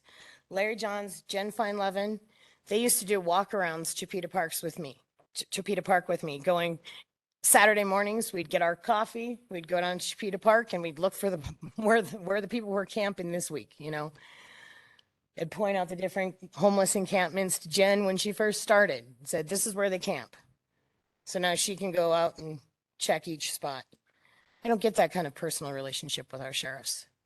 And talking about rebuilding our police department, taking it out and wiping it out and taking that little bit of budget and putting it in and rebuilding the police, that will never happen. That money is going to go into something else. It's going to go into some sustainability or solar or whatever it's going to go into, but it's not going to go where it needs to go, which is into a Netherland Police Department. To be able to provide an appropriate EOC for our community and in case of an emergency with our own Netherland Police Department and our own Netherland forces, I think is priceless. For our police officers to be able to respond and call somebody like Chris Perret and say, hey, Chris, I've got this problem, and Chris is there in a heartbeat, or whoever else it is. They know our community and they build that relationship. And I think that is so priceless. We can't look away from that. Calling the sheriff up here, yeah, okay, so we'd get a police force. We'd be policed. Some of our people might not need to be policed. And Jen, I've seen it countless times. If somebody needs mental help, she does her best to find that mental help for them. If somebody needs mental wellness, I have watched her try and hunt down homeless people's families so that she could get them the help that they needed. Get them to where they needed to be so that they were safe and that our community was safe. We're not going to get that with the sheriff. So my vote is to try and figure this out, to try and figure out our budget issues. I hope to God that our community would support the Netherlands Police Department like I do, being in the field a lot, a lot. But I am so proud just to sit next to this woman. She fights tooth and nail for her department and for this town. And we should all be proud that we found her and that she stayed with us. Thank you. Thanks, Nikki. Don Baumhover. Hello, John Baumhover, Netherland resident. I have been here long enough to have heard this discussion come around in the town probably 3 or 4 times with the county, and overwhelmingly each time the community members come out in support of our own Netherland Police Department for all the reasons you've heard already tonight. And I have to say I agree with everything everyone said, and I agree with what everyone said over the years. It is a benefit to Netherland to have our own police department, and I would just like to encourage the Board of Trustees to try to find a solution. I understand it's very expensive. Policing is a very expensive occupation department to have. And if we want to fund it, we got to get serious about it. And I would encourage the Board of Trustees to seek a way to make it happen. And thank you for that. And Jennifer, thank you for everything you've presented to us tonight in such an unbiased way. You do your job well. Thanks. Thanks, Don. Barry Riley has her hand up again. Are you open to revisiting previous comments, or are you looking? Okay. This is important. Barry. Oh, yes. I just wanted to ask, yeah, the support has been awesome. I wanted to ask about financial support, if individual members are able to donate money to the Netherlands Police Department, and how we would do so. So it gets a little complicated with government. And so if we're looking at donations, we need to budget for it. You have to put it into the supplemental budget, and donations ideally should be earmarked for very specific reasons. It's something that we have seen come across with regards to visitor center or parks. People are eager to donate. It's just something that we're going to have to assess from a budgetary standpoint to make sure that, because in essence, what happens is if you donate, but we don't have it budgeted, we can't spend it. And so it then defeats the purpose. So that is something we could definitely do under a supplemental budget. And oh, go ahead. Curious question here. Okay. Netherland always has a way to, you know, get over these red tape issues that are kind of nonsensical government. So if someone buys us new vehicles and drops them off, you can't use them. I think that's Attorney Madsen. Do you want to take that one? You know, it does get tricky. Attorney Madsen? Yeah, I'm here. I'm not sure that I have a quick answer for that one. I'd have to look at that, but Yeah, I could. Oh, sorry, go ahead. I'm just saying I could look at it and figure out what we can do with donations. I mean, I'm sure if people wanted to give it, that we could figure out a way to do it, but it might just take some extra work. Right. I mean, we've seen that currently when we come before you for the supplemental budget, it actually is with donations to the visitor center. And it was just that someone basically wanted to give us a new sign. Ultimately, they're giving us the money for it instead, but we have it. We're in possession of the money. We just can't use it right now until we bring it back to you. And does a supplementary budget have to happen during budget season, or? No, so we can bring a supplemental at any point in time. It does take a substantial amount of work, which is why Rita and I have decided we'd like to just do it twice a year, because it's basically preparing a mini budget, which is a lot of time going into that. So we try to, when we bring the supplemental budget to you, it's going to be a whole bunch of things that we need to do all at one time. We'd rather not do them like one-offs here and there. It's like, let's hit it hard and do everything we have to do at one time. But if it were something as major as the donation of a Yes. fleet, then I think We that would maybe do a we could one-off. make that work. Agreed. So. Yeah, I know that the sheriff's office has had UTVs donated, I think, or at least golf carts. And then this is on a much smaller scale, but I know other departments get canines donated and vests, bulletproof vests donated. So I would think there would possibly be a way.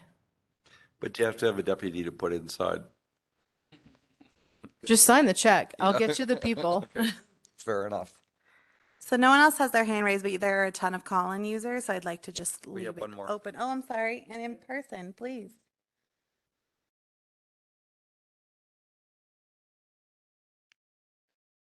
Hi. Hi there. Wasn't planning on speaking, but there was so many wonderful comments made it. I thought I would just add my 2 cents. Can you My identify name's yourself? Bill Carrill. I live off Hurricane Hill. I'm not a town resident, but I'm a Boulder County resident. I'm also your former marshal from 2014 to 2017, kind of the guy that modernized the agency, the agent of change. But I did want to add a few things positive about supporting the retention of the Netherland Police Department and going with the Sheriff's Office. Because one thing that a lot of people don't look at law enforcement for, by the way, my background, I've been in law enforcement 30 years, retired after 25 years, moved here to Nederland. Many of my jobs in my prior life was commander of investigations. I started a cyber crimes task force, the legislation in Missouri, FBI Academy, and blah, blah, blah, blah, blah, blah. So I did a lot of this stuff. But in the end, what people don't look at law enforcement about, because it's all about generally the good way, serving the community, helping the community, rescuing people, catching the bad guys. But it is also a dollars and cents business. If you don't run it like a business, it will go out of business. The marshal presented a white paper by Sheriff Pelley regarding contract policing. That's the way law enforcement over the last 20 years has started to look at it, that it is a cost to provide a service, and you're using taxpayer dollars to do that. And when you can't get enough of those dollars, law enforcement will go out of business. There are countless small police departments across the nation that have gone out of business Just this week, there's a small police department in southern Colorado that just went out of business.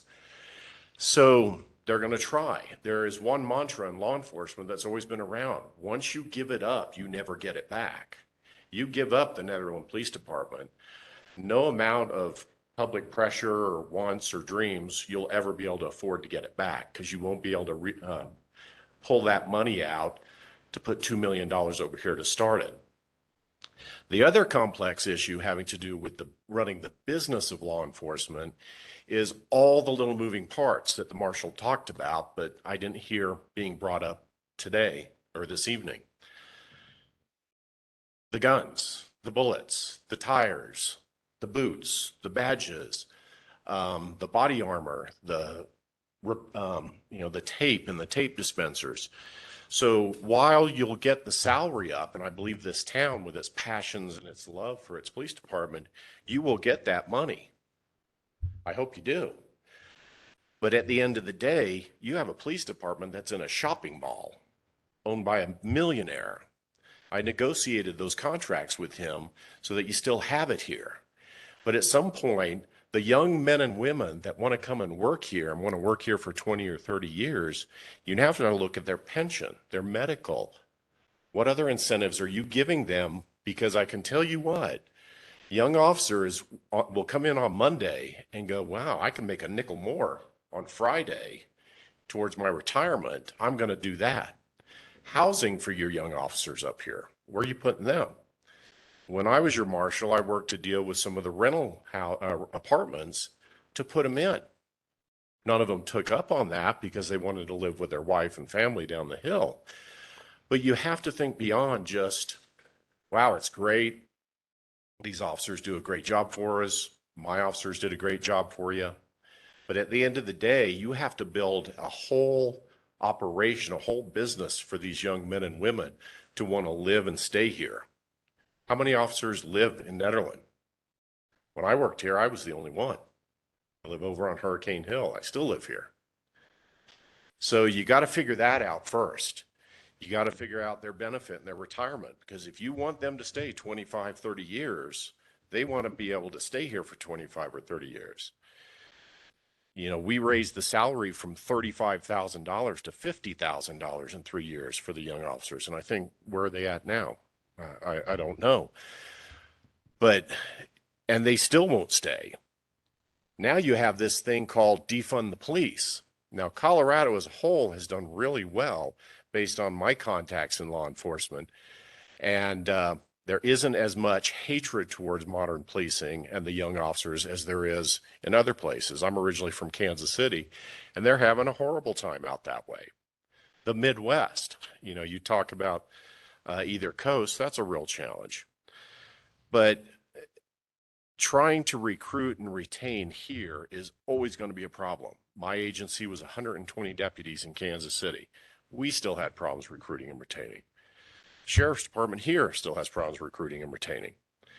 But the reason you're going to have stability with the Sheriff's Department is they have all those complicated little factors.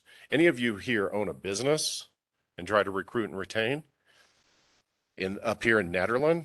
Well, pull that back, pull that experience back, and you'll know exactly what I'm talking about. There will be some change. Change is always uncomfortable in any industry, any world. And you're going to have a challenge for the 3 to 5 years as you go through those growing pains with the Sheriff's Department. You might not so much by retaining the marshal and recruiting and trying to retain those young officers. I will almost guarantee, though, that it's going to be incredibly challenging to do that. First of all, you're going to need to build a new police department, a place that they're proud to work, because you're competing with every other police agency around here. You're going to have to give them new cars. They're like little kids. They got to have the newest MDT, the newest radar gun, the shiniest badge, the shiniest car. And if they're not going to do that, they're going to leave you to go work somewhere else. They're proud, they want to serve the community, but they're young officers. Think about it when you were 20 years old, 25 years old, 30 years old. All the shiny things that you guys chased. If you can provide that for them under the marshal's leadership, she provided you all the information, but you almost have to double it. That $1 million figure, double it. And then plan for a public safety building. I'm really shocked, even when I was here, why the police department is not in that great fire department over there, and you have a public safety agency where you're running both police and fire. Has anyone ever talked about that? But, you know, they get shiny trucks, and I love my firefighters. I drove over their fire hoses all the time, helped them out all the time. But the fire service has it figured out. They've got the new chief in, they've got money in, they're getting new equipment, they're getting organized, they have a building, they're putting their training together. So your Nederland Fire Department is really rocking. Under this marshal's leadership, I bet she could do it. But you got to be realistic about running the business of policing. It's going to cost you a minimum of $2 million to do everything that this marshal is asking for, and then the cost of a new building to recruit and retain guys and gals. They're going to stay in this town for the next 20 years and grow with this community, and be able to afford to live in this community. Quite frankly, we've all been there. But that's all I really wanted to say. I support this marshal in her goal and her task. I think she's been honest and fair and candid with you with it. I respect her for that, the fact that she's actually thrown on the table, putting herself out of a job, because that does show she does love the community that she serves, that she's willing to risk her own job. But the facts are the facts. And what it's going to cost you is it's just going to cost you. Thank you for your valuable time. Marshall, I wish you the best of luck. Thanks so much for that, Marshall Curran. That is sobering. We do have a call-in user who's raised their hand. Okay. Call-in caller, can you identify yourself, please? Can you hear me? Yeah. Hey, it's Billy Giblin, 196 South Tilden Street, Old Town. I just wanted to, I appreciate the phone call I got earlier tonight telling me that this was happening. I knew you guys had a meeting about it on Friday. This is all good information. I definitely appreciate everyone's opinions and ideas and some of the facts we've heard. And definitely, you know, I think there's many reasons why we want to have a police force, and I think it's something to, you know, sustainable police, Netherland Police Department. And I guess I would just say I'm glad you're having this meeting. I think we need to have more public kind of discussions about this, you know, quickly, but nonetheless more, and get more people like Andrea or someone said earlier that they just found out about today, as did I. More people knowing about it, and then you might consider, as you pull together some ideas. You know, I do agree that you know it probably is closer to $2 million a year. Some ideas for how to really realistically fund that. I would just suggest they did it with a parking study. And we just finished putting out the draft today for the keeping animals. These surveys, the survey to go out. I would say once you guys get some ideas, put that out there too. I just think you need as much public input as possible, and put some of the best ideas out there and see what people think about them, and then make sure there's just a comment area, because some people might have some ideas that we haven't thought about yet. Because I think ultimately,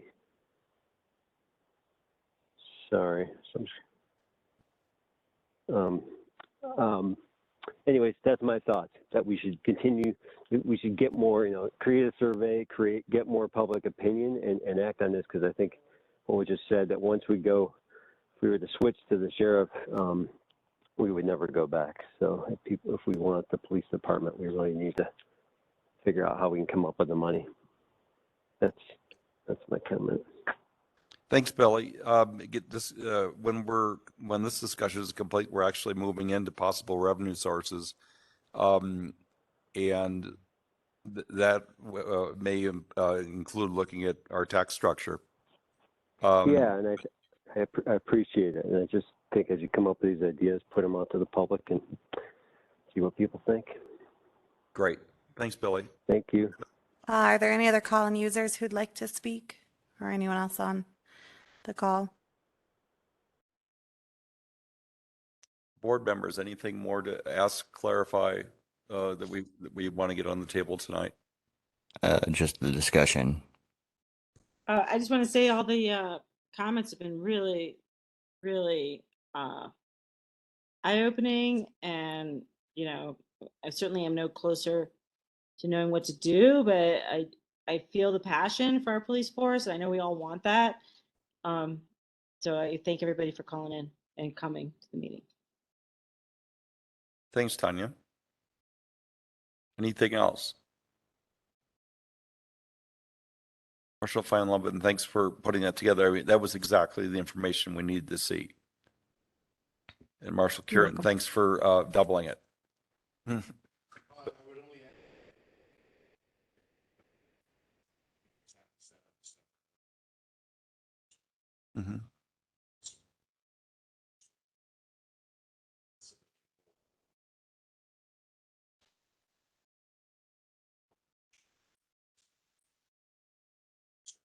Very helpful. Thank you. I just want to, do you want to repeat that comment for the people online who probably didn't hear I'll it? let you do it. Okay. Or do you want to come say it again?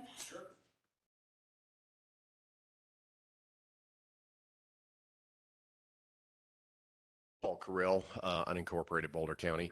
So if the marshal's office wished to take donations, there is another avenue other than budget amendments and things like that. And that is creating a civilian oversight, well, not oversight board, take that back, a civilian group that can accept those.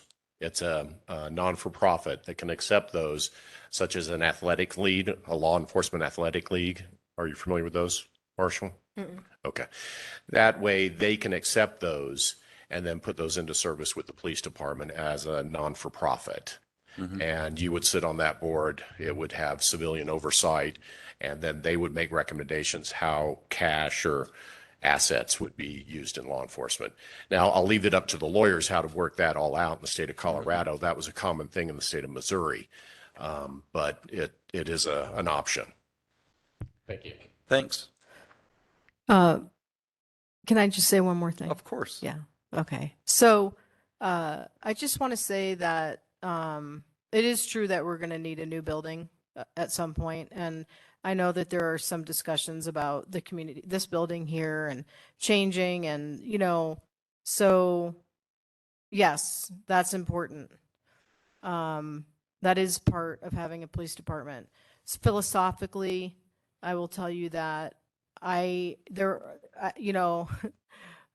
the former marshal is describing, it's what I call high speed, low drag, right? Mm-hmm. This is a term that we use.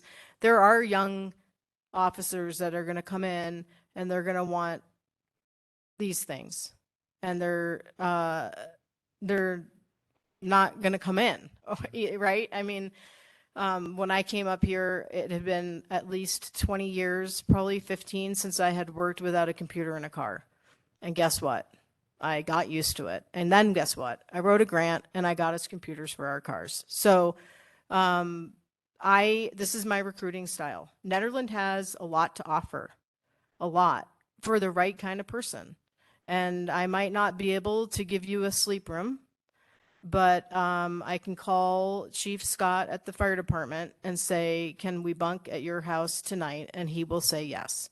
And if that's not okay for officers coming in, then that's okay. They don't have to come. And I am realistic and I am pragmatic, and it will take some people out of the pool. If they want to be at Denver PD, or they want to be, in Loveland with a $14,000 signing bonus, they can go there. But I don't agree that we can't get people in here because we don't have air conditioning and there was a mouse running through my office twice today. It's just not, I just don't agree with it. Okay. It is a challenge, but I don't, that's not what I'm concerned about Okay. right now. Do you want, while we still got you, any closing thoughts before we wrap up?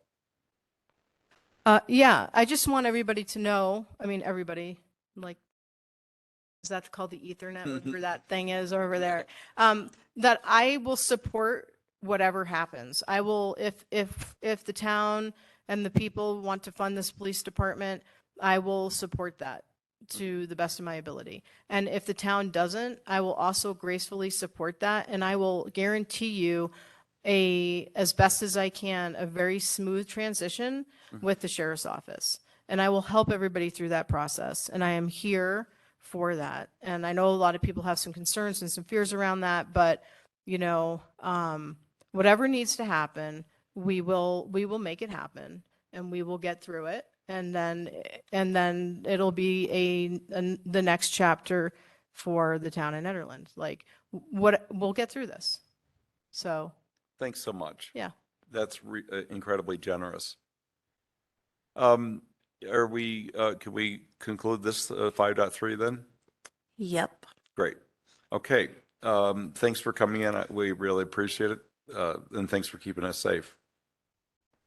I imagine though, if Marshall Feinlevin and Parks Manager Nikki Dunn want to stay, you're welcome to.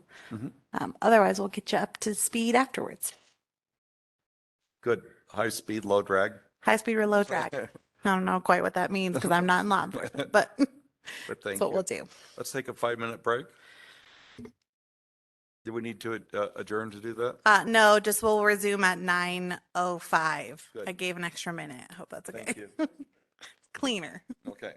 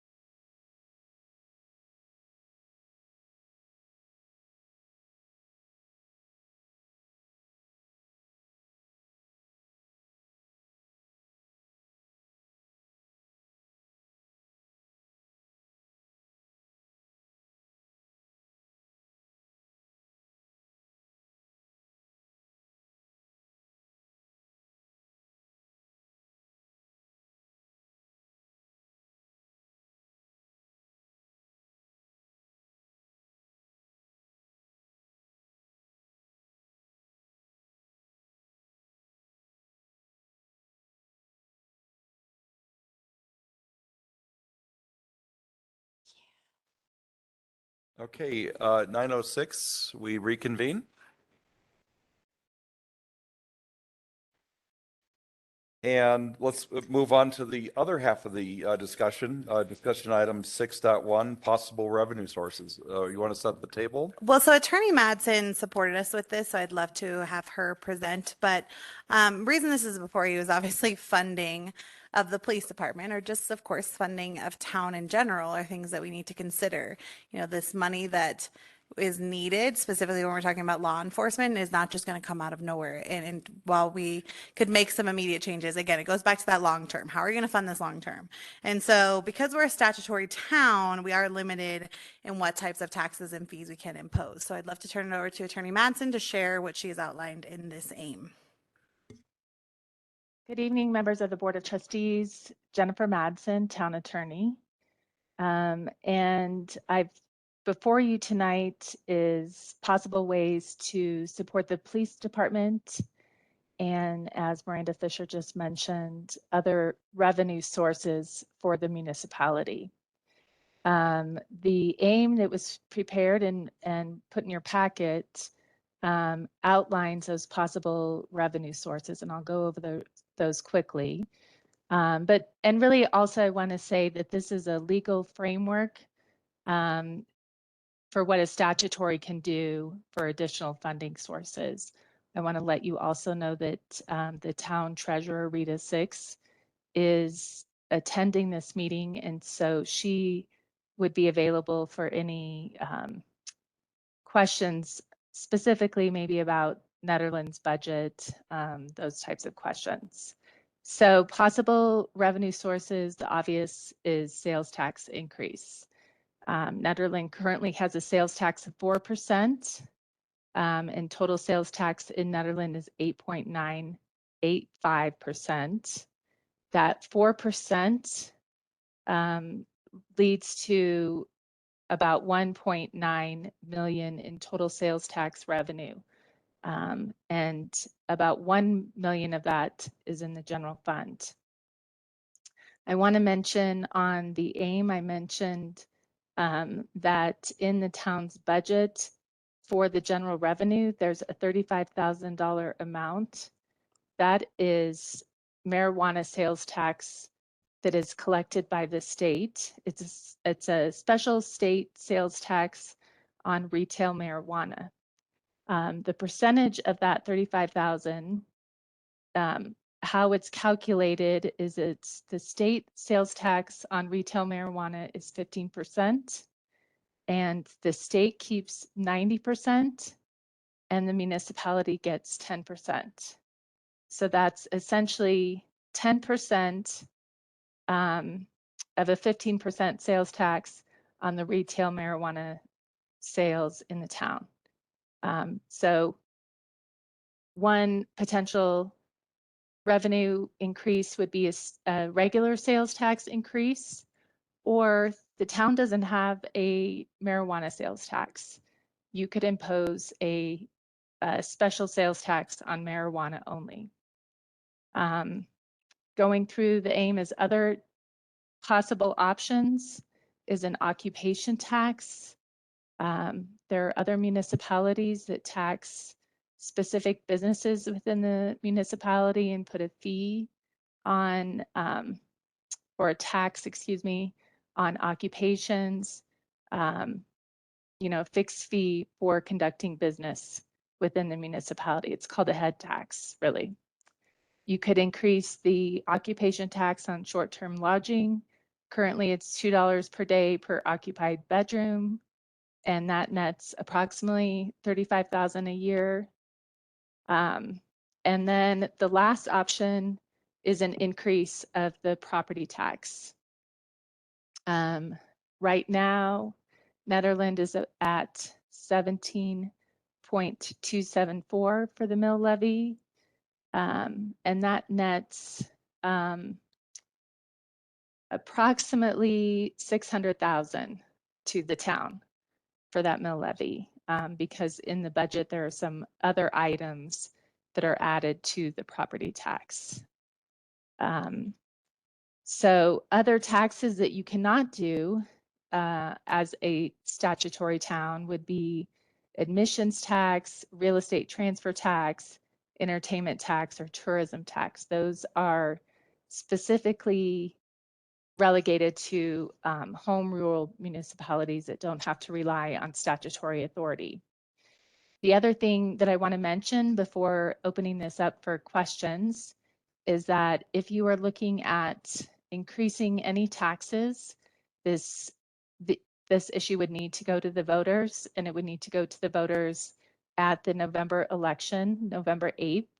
And so you'll need to act very quickly in making a decision on this. September 9th is the last day for certifying the ballot language to the election official. Next week, the town clerk would need to provide notice to the county of an interest to participate in the election. So all of these things would need to happen within the month of August to make sure that the question is on the November ballot language. So I will open it up for any questions. I'll take the first one, Jennifer. This afternoon, we went back and forth on this real estate transfer tax that only statutory towns can do. Are there other vehicles that would be available to us, or is a home rule town that aren't available to us now? What was outlined in the AIM, those are the only options for taxing. Right, but as a home rule town, what else are there things we could do that we can't do as a statutory town? As a home rule town, you can do the real estate transfer tax, you can do an entertainment tax, a tourism tax. You could have a lodging tax that is a percentage based, say 6% on the sale of the short-term rental, admissions tax. Those are the ones that I can think of for home rule municipalities. Okay, that's a longer discussion, but that's good to be thinking about. It won't hit this election. Okay, let's go around the board. Who wants to go first? I do have a question. Go and that's for Attorney Madsen. Is there a limit to how much we can increase the sales tax? I understand it that we're allowed to have up to 8%, something like that. I think there's a limitation on statutory towns how much sales tax we can actually levy. Is that correct? There was a limit, and I believe that was 6.1%, and that was repealed. Oh, okay, great. That's good to know. Thanks. I don't know who might know the answer to this, but we have a total sales tax when all in is 8.985. How is that comparing to other towns in our region? I actually do have some numbers on that. I know that that a lot of towns around us have quite significantly higher sales tax. We're looking at Winter Park at over 11%. We're looking at Idaho Springs at almost 10%. Snowmass is over 10%. You know, mountain towns that are small, that are hard to get to, and that rely on tourism quite heavily for their economy and to offer services tend to have a much higher sales tax than we currently have. Okay, and then proportionally, if we took our 4% to 6 or more percent, essentially, I guess this is addressed to Rita. For each percent increase in the sales tax, what is that netting the town? Let's see. So if we do 1981, hold on. Rita's calculator broke today, Okay. so Yeah, she's so I'm having trying to do it in a different way. So bear with her. Would it be about 500,000? Let's see, right now our total sales, property tax is 600,000. Total sales tax that we're getting is how much? About 2 million. 2 million. So let's just do that times, I was just going to increase it by 2%, Right. right? Yeah. Well, that's only 40,000. Am I doing that wrong? I calculated wrong. So- Times 2%, yeah. Surely it's more than I that. think you're right. So I think it's 500,000. So for every 1%, you're getting 500,000. No. No. No. Because you're getting 2 million for 4%. Yeah. I don't think you can do it that way, but I'm not sure. I think it's, Yeah,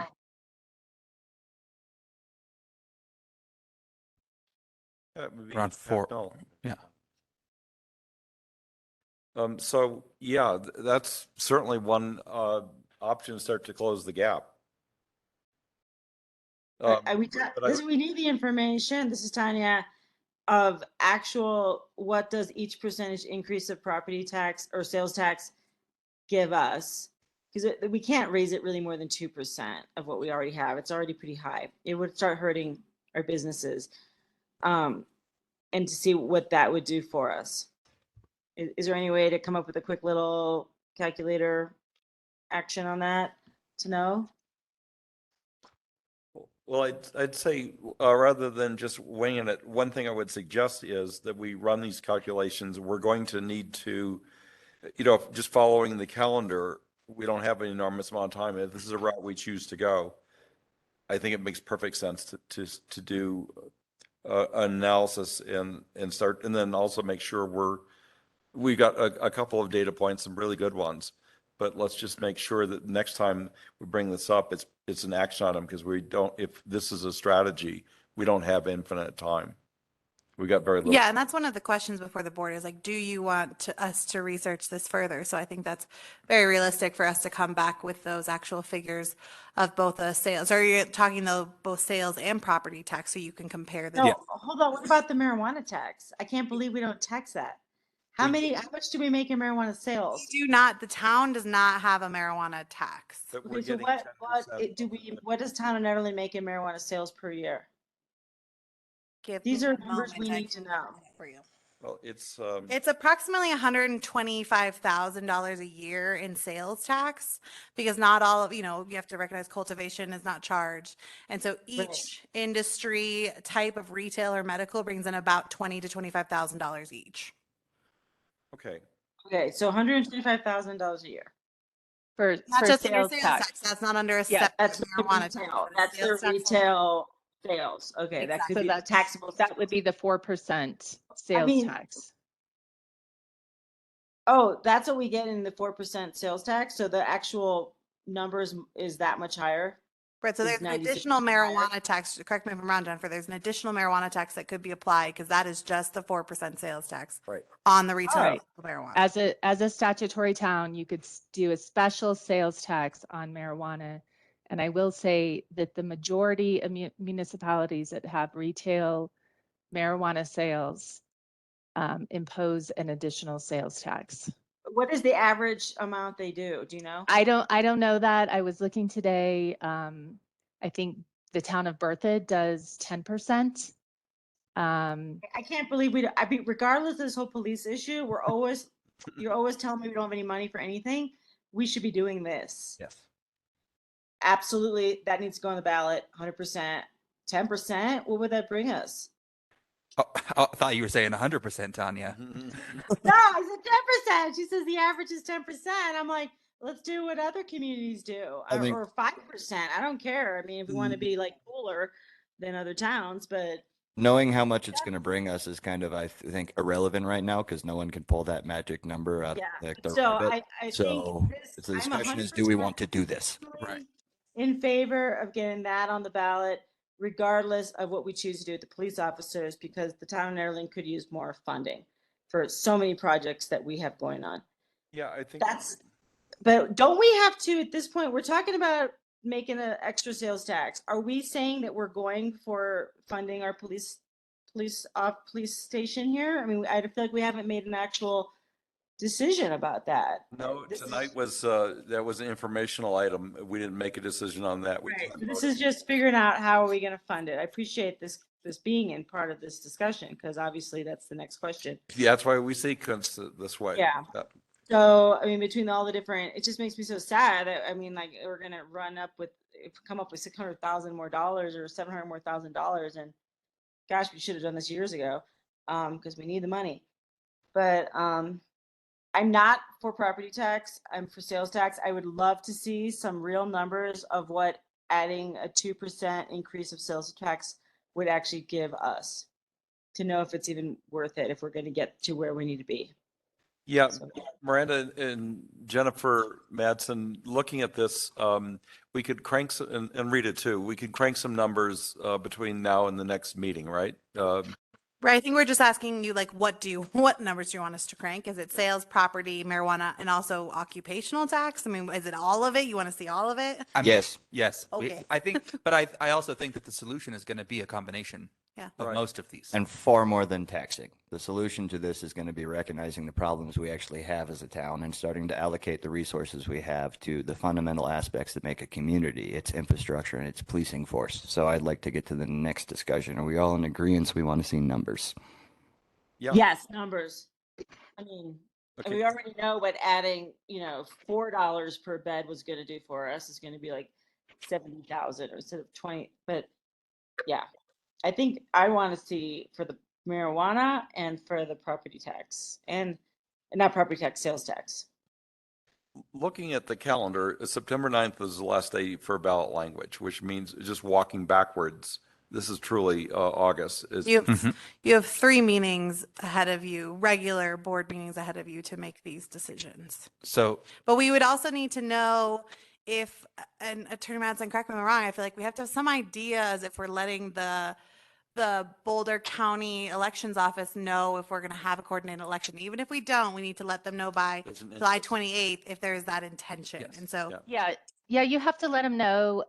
But the fact that you say that you're going to do this doesn't mean you have to follow through with an election in November with going with ballot language. So my recommendation would be just to provide notice to the county of the interest to participate in the coordinated election. I agree. The form to do so is very simple and it doesn't ask for like your specific ballot language. It's just that asks like, give us a general idea if you're going for some sort of Tabor or what is it that you're trying to put on the ballot. Yeah. Can I just mention one other deadline that we would need to meet is we have to do an intergovernmental agreement with the county related to the election. And the deadline for that is August 30th. Sure. That makes sense. And can I also suggest that upcoming work sessions be devoted to this Yes, that is another option. Is that you rather could than just- other issues, because it's just the most pressing issue, quite obviously. So you do So work session not next week. annexation next week. Right. I personally think we should postpone the annexation work session in favor of this. Agreed. I agree. Okay. Agreed. It's unanimous. So we'll keep next week's meeting, but it'll be focused on this. And so I think then Attorney Madsen and Rita, we would work together in time to try to pull together those figures for next week. Yeah, we can do This that. also gives more opportunity for the public to be engaged in this. I do just want to say, we knew about it not much, before you did.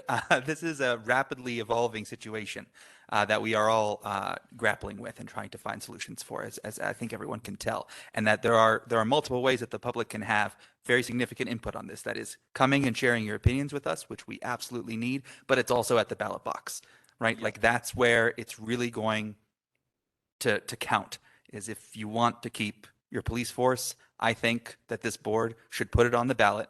We should put a realistic percentage of both sales tax, potentially even a small, modest property tax increase, potentially an increase to the occupational use tax, and definitely an increase to the marijuana sales tax. If we are able to do that, this is my opinion on this, is that we have to put that on the ballot, and then you folks need to go out there and vote for it if that's what we want as a town. And to the public, I've been doing office hours over at Salto on Saturdays from 12 to 2. Come on, and if you have something on your mind, come by and let's talk. I'll buy you a cup of coffee. And there really is something to be said also, because I do think this is related to this discussion, for other members of town staff coming out in support of the police department in this way, who are themselves significantly underpaid and are also facing significant staffing issues. So this is something where everyone is putting their personal livelihood on the line here, and we need to speak back as a town at the ballot box. Yeah, this is not hypothetical. We will get a bill for this. Yep. Personally. Yep. I'm willing to pay it. I know I'm willing to pay it. My wife is willing to pay it. Mhm. Okay, so do you have direction, the direction you need? I think this is extremely helpful, Attorney Madsen. You opened something that it's a discussion we probably should have had in a less rushed way, but here we are. Thank you. You're welcome. Anything else to be said on possible revenue sources before we move to 6.2? Okay. I just want to open it. Rita, is there anything else on your end?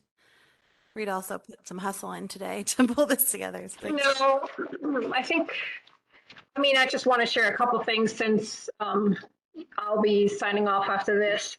That might also be helpful. So as of when you guys look at the June financials, sales tax as of June is at 11% higher than budgeted, and a total of, in all funds, $63,000. And just for comparison, this year compared to last year at the same time, right now, we are about even. So we're about at the same place we were last year. So hoping that for the rest of the year that sales tax revenue will increase, but that's just for comparison purposes, that we are at about the same amounts that we were at last year at this time. Rita, it seemed in previous months we've been down. It sounds like year to date we're pretty much right down the fairway. Yes, sir. Okay. Do we ever audit our sales tax accounts to make sure that, I know we've had a snafu before that was significant. How do we know that it's not happening right now? That's interesting. I have not audited. I'm not aware of that. We did, Miranda and I were on a call with, what's his name, Miranda? The town from Boulder County. Remember when I said, January looked a little low and he was going to get back with us? Weissman is his name. Yes. So really back to what I was saying, it's January's sales taxes that seemed off. And I had asked them at the time, this seems off, and every other month has been higher than the year before. That's why we're now, as of right now, we're even. But he has not gotten back with me. And as far as auditing, I have not done that, or I'm not sure how to do that. I think I can comment on that. So Macy, when she runs business licenses, she runs sales tax for every business to ensure that they've paid all 12 months. So every business that operates in Netherland that pays sales tax has their information run annually. And then in addition, we did look into a little bit of those deliveries now that have to pay sales tax. And so I looked at Amazon, Wayfair, those types of things. We are seeing that sales tax revenue. So while we haven't completed necessarily like a full-fledged audit, I do think we're always in a good place, and just especially from a business license standpoint, always have a pulse on making sure those businesses are paid up to date. And Macy, I see in your report 26 new and renewed business licenses. Yay, you've been busy. Yeah, the business licenses expire quarterly in the town, and so we have them expire at the end of March, the end of June, the end of September, and the end of December. So I just had an expiration period at the end of June. Okay. So that was a big push you saw there.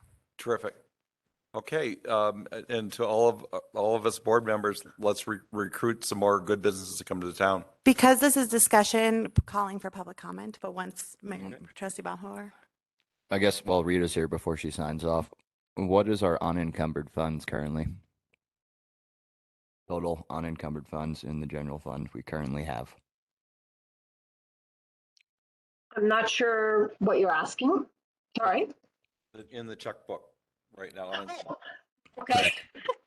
What do we have access to right now to save our police department right now? In our bank, we have a total about 5 million of that. I know some of it is restricted.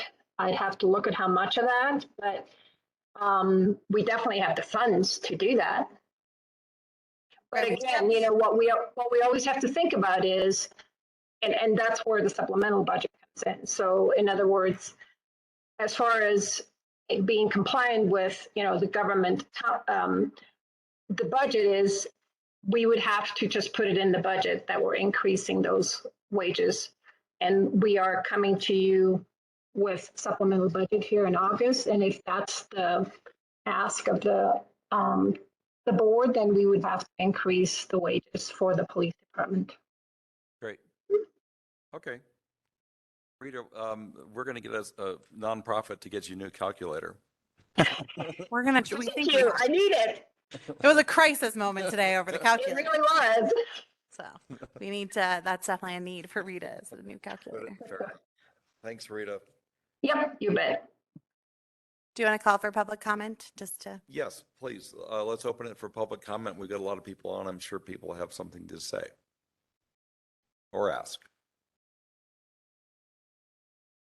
Miranda, are you hearing anything? No. Okay. Watch this space for further developments. American Rescue, 6.2, American Rescue Plan Act funds. Yes. Miranda? We are receiving our second tranche of funding. So as a reminder, you received approximately 192,000 and some change last year. That has all been spent. We've now received the second tranche, which is $192,659.58. Some of those funds have already been committed. We did commit to the Mountaineer their request for the Keep It Local campaign. We had already committed $3,318.05. That is all that's been committed. Had previously talked about things like premium pay for essential workers being bonuses to the fire department. We talked about broadband, a variety of different topics, but we can kind of clean that slate and revisit this. Couple things though, because Netherland did not lose revenue in COVID, we cannot use it. It really restricts how we can use these funds.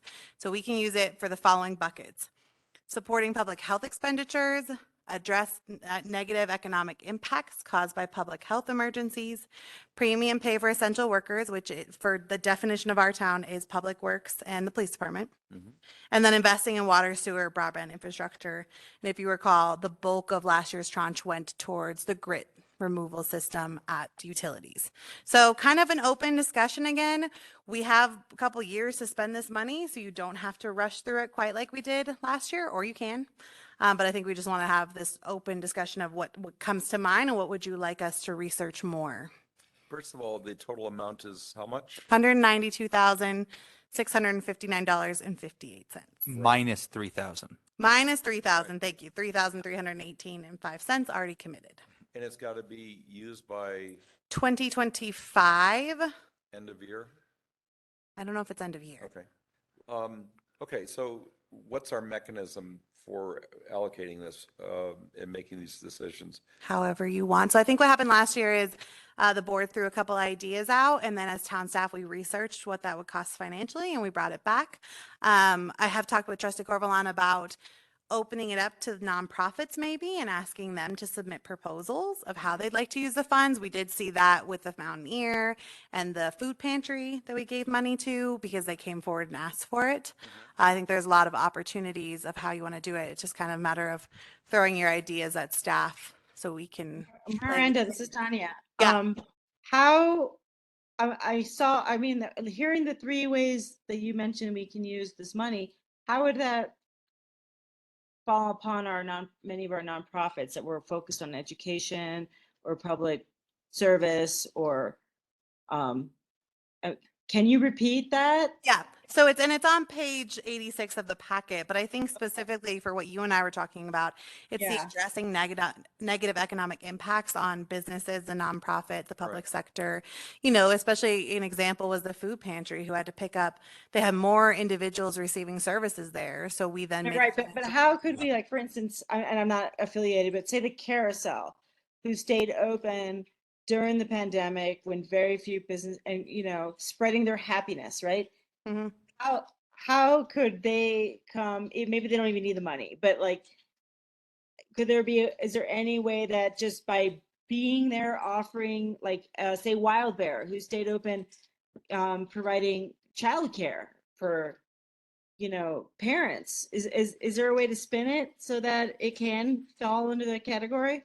Yeah, and I think that's a lot of the directive back to staff. There's so many components to ARPA that I think knowing if that's the direction you want to go, what I would do, Trustee Corvalon, is come back to you and say, this is exactly how you make this work, and here are the parameters around what your proposal is. I can't say on the spot because there are so many complexities, but have to research that to bring it back. It makes sense. Maybe a police car with back doors that open. So police department. I mean, the truth be told, this is money that could go Right. temporary. You know, it's a Yes. one-time hit, but it is that funding right here, right now to kick towards salaries for the police department. How much is the increase if we continue to contract out at time and a half, this 90 to basically the police budget that we budgeted for? It seems like this would be the logical use of that, Yeah. would be to use this American Rescue Fund Act to rescue the police department.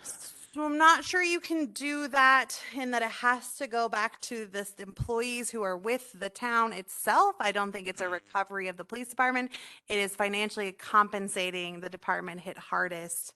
So we can't compensate the I'd Boulder have to County look. guys. I'd have to look because the premium pay for essential workers is very specific. Right. And there's not a lot of wiggle room there. So how we did it for Public Works and PD last year is we gave them all bonuses based on total amount of hours worked in 2021 by a very specific calculation. They can't make more than X amount.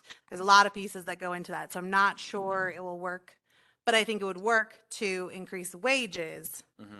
Right. For 20, you know, for the time being, it could serve as that gap funding for the police department. But in terms of not that premium pay for essential workers, but the supporting public health expenditures, do police departments fall under certain public health and safety staff or not?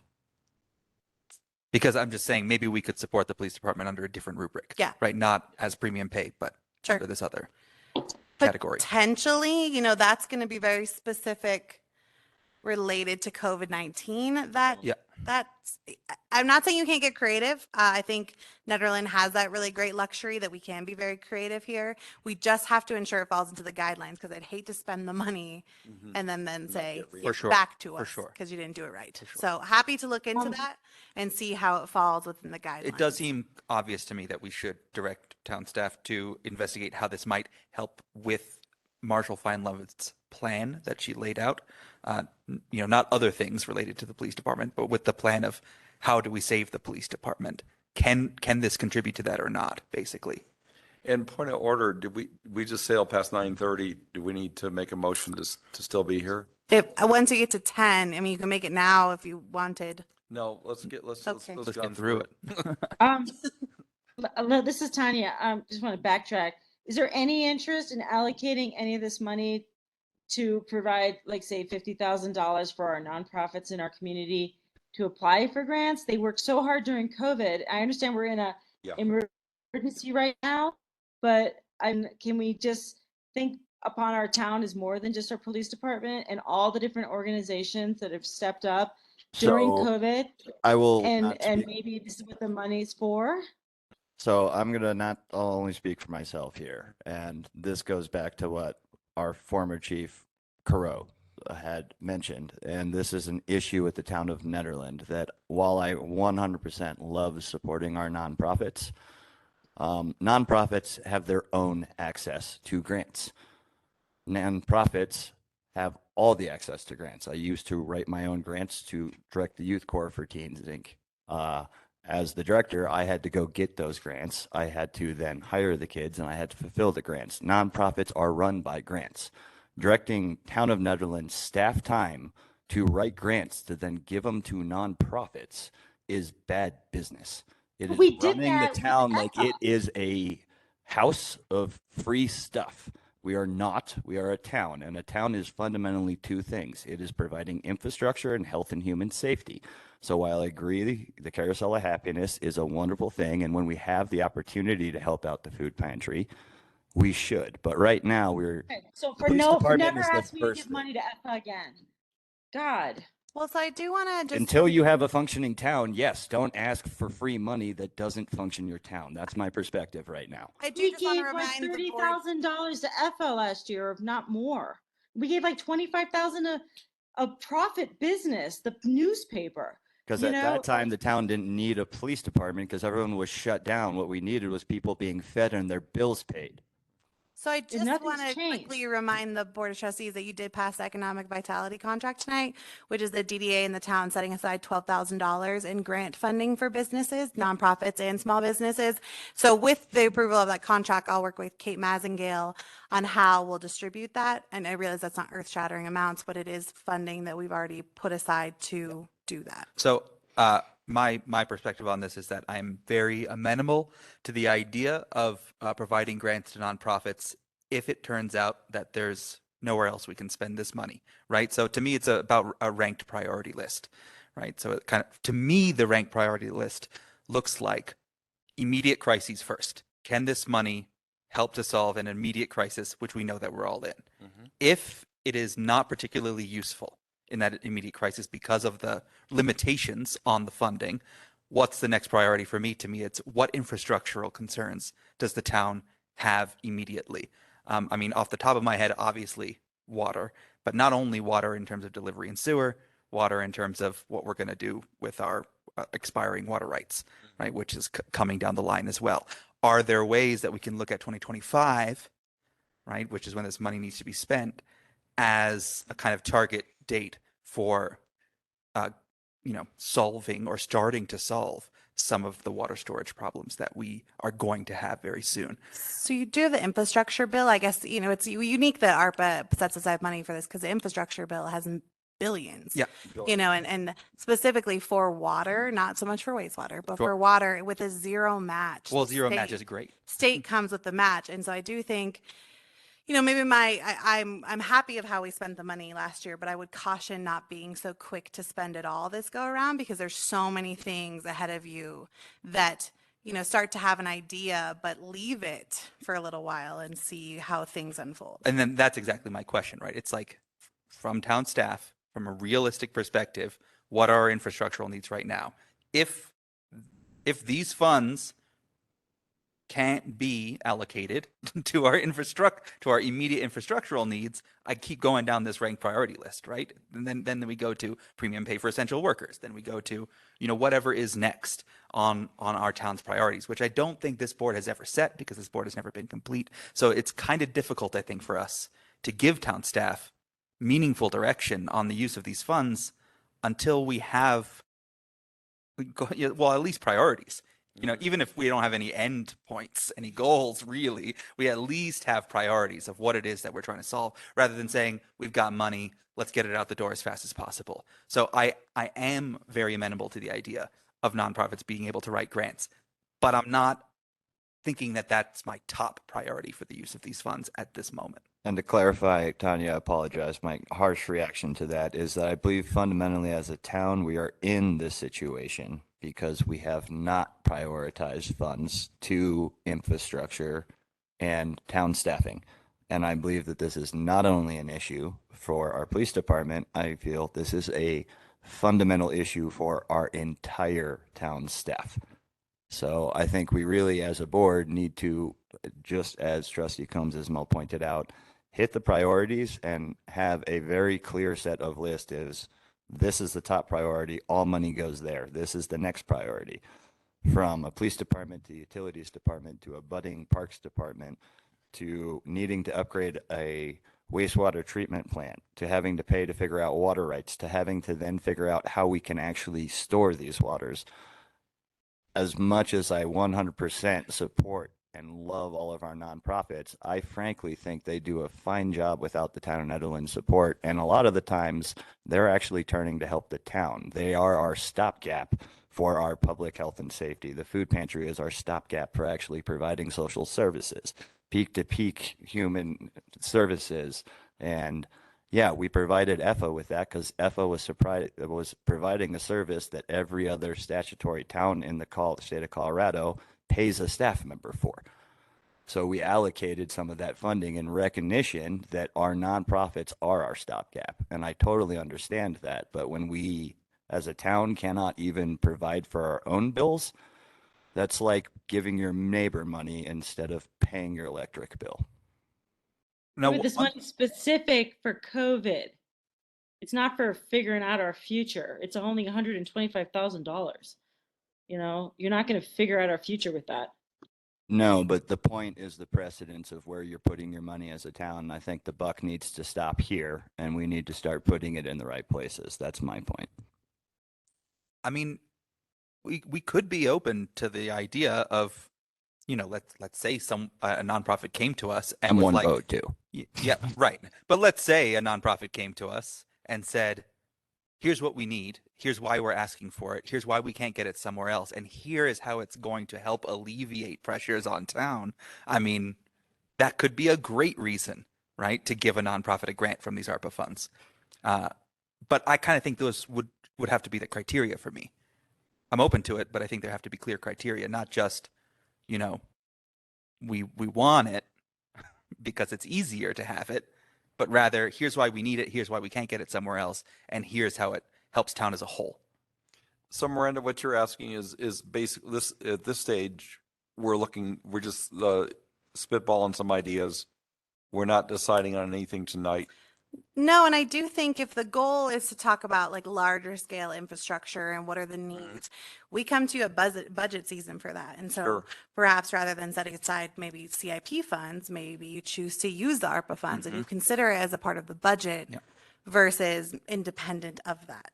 Okay. Right, because we've been looking at setting CIP as a certain amount over projected increase, right? And so potentially this ARPA fund matches up pretty well with that. And if it does match up pretty well with that, then we can say maybe we don't do so much CIP and we put it back into staff salaries. Yep. Correct. Yep. What does CIP stand for? Capital improvement projects. So they're your larger scale, typically infrastructure, but large scale expenditures. You certainly don't need that. How do you mean we don't need it? Okay. Oh, sorry, I didn't understand. Thank you for interpreting. Okay, is there anything more we need to do on 6.2 tonight? No, I don't think so. I think just obviously know it's in something that we. I feel like we have no direction. So where are we saying for you to spend the money on the police? So I guess I didn't agree to that. My recommendation would be I mean, I'm happy to come back and bring more information about the police department and small business. I guess my recommendation might be, based on all the conversations that we've had tonight, is to hold off and not worry about this money right here, right now, and consider it as a part of the budget discussion, which comes before you in 2 months. Yeah, I'm game for that. How do the rest of you feel?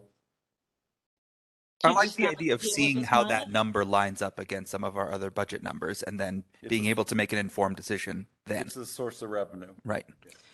Restricted source. I think in the interim, of course, we'll run the economic vitality program, which will be the grant funding. And typically what we did in the past is we just opened it up to, you can ask for it for anything. That's what's the cool thing about the funding. And we just split it evenly amongst all the businesses that applied. And then historically, you know, last time we did that, when town did it, it was I think 25,000, but we were able to give $3,000 to businesses. Which we realize isn't earth shattering, but it does impact, you know, they can pay rent, their utility bills, whatever that might be with those funds. Right. So when will that application be available? So I will meet, we needed you to approve the contract tonight. So the next steps will be to meet with the DDA executive director next week. And our goal would be to launch by beginning of August. Typically we do a 30-day application. And so we could award the funding in September. Great. Okay. Are we complete? This is a discussion item, so public comment. Public comment, please. We still have more on the line than I would ever expect to see at 10 till 10 at night. That's impressive. Who's got something to say? Anybody? Think you're good. Okay. Then I'm going to chime in again about the fact that you guys aren't appreciating how much the nonprofits do in this community that kept it afloat and keep it afloat. And I think it's pretty sad, really, in my opinion, that you're not at all concerned about the, you know, like I realize there's tons of federal and grants out there, but just like to put out an olive branch to different groups that, you know, that, I don't think we we're talking about COVID 2020 and even 2021. Tanya, the board hasn't done anything. I very. I understand, but you guys are all like, give all the money to the police. When like 2 years ago with the housing stuff for the Airbnb, the unanimous agreement was give nothing to the police, give it all to social services, you know, and it's just so funny how it's all changed. Social stigma and social movements are pretty nuts. We You like remember to, that? You remember that defund when it was the police. I Airbnb? do. I do. And we And it defunded was the like, police. no, And now 2 the years later, we're police, sitting nothing with the police. the problem with defunding the police. To be fair, Yeah. there was And now here you are, $5,000. like give it all to the police. That So that just wasn't going to affect the recognize police yourself. department at all. That was a way Recognize to, yourself. that was a way to give some startup funds to some HHS. Because the nonprofits are the ones that help all the disenfranchised, and the police are the ones that you all were thinking don't, and now you're like give it all to the police. No, we 100% agree that the nonprofits are who help the disenfranchised. We are also pointing out that they have other revenue sources and we have a potential here. So, Okay. yes. Super. Well, I'm not giving it all to police, so that's not where I'm going if we're voting. Nobody's going. No one's voting. It's just It's a discussion item. We can't vote on it. Yeah, I understand that, but I'm just saying when we vote, this money's not going to the police. It needs to go to somebody, you know, like I don't know. It's just you can't just focus on the now. Like what was But we're just hearing general idea of nonprofits. This is very general. If there was a concrete proposal, like here are the nonprofits we should give it to, and here's why, I'm absolutely willing to hear that and maybe vote yes on that. But we don't have a proposal in front of us. We only have a general discussion about giving it all to nonprofits. Like well, no, my idea was we allocate a certain amount of that money and like put out like they apply, and if they wanted the money, then we would review the application and then give it to them. Sure, and like I said, if that But nobody application had even wants to do criteria that. that I agreed with, I'd do it. So they have to, I mean, it would just be easier if there was some kind of application process, but you want them to come up to the board and like beg for it, basically. Request money. We have money. You request money. Otherwise, we're going to So allocate is it that, to is the that needs that we something I have, can which is a police promote to department. different nonprofits? I can say, hey guys, there's some money out there, 125,000. I don't know how much they're willing to give up, but put out a good proposal and maybe you could get a few grand. Yeah, but what's the proposal? What's Well, that's the, right. What, So that I don't have a proposal. I'm right. just, Well, I'm that's what I'm here. saying. Like, if there was But a yeah. certain amount of money and there was a Figured set of that we would criteria that have, was I mean, proposed. like an allocated amount of money, and then people could, like we did with the other COVID relief money, where they filled out an application, and you know. But it's nice to know what the application says and what the criteria for funding. Yeah, and well, all that's that what we have to figure out. But I guess So there's if no we want to interest in continue that. this discussion, motion to extend the meeting, it's 9:55. Otherwise, I suggest that we bang through our action item and continue this Yeah, later. we only have one action item. Are you okay with that, Tanya? Yeah, whatever. Okay.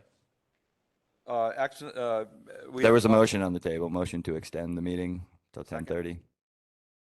No. Call the vote. Trustee Coombs Ismail, No. Trustee Baumhover. No. Trustee Corvalon. No. And Mayor Pro Tem Mahone. We have an action item. That has to happen tonight. We can do it in 5 minutes. Okay, that's perfect, but it has to happen tonight. Deal. This is dare.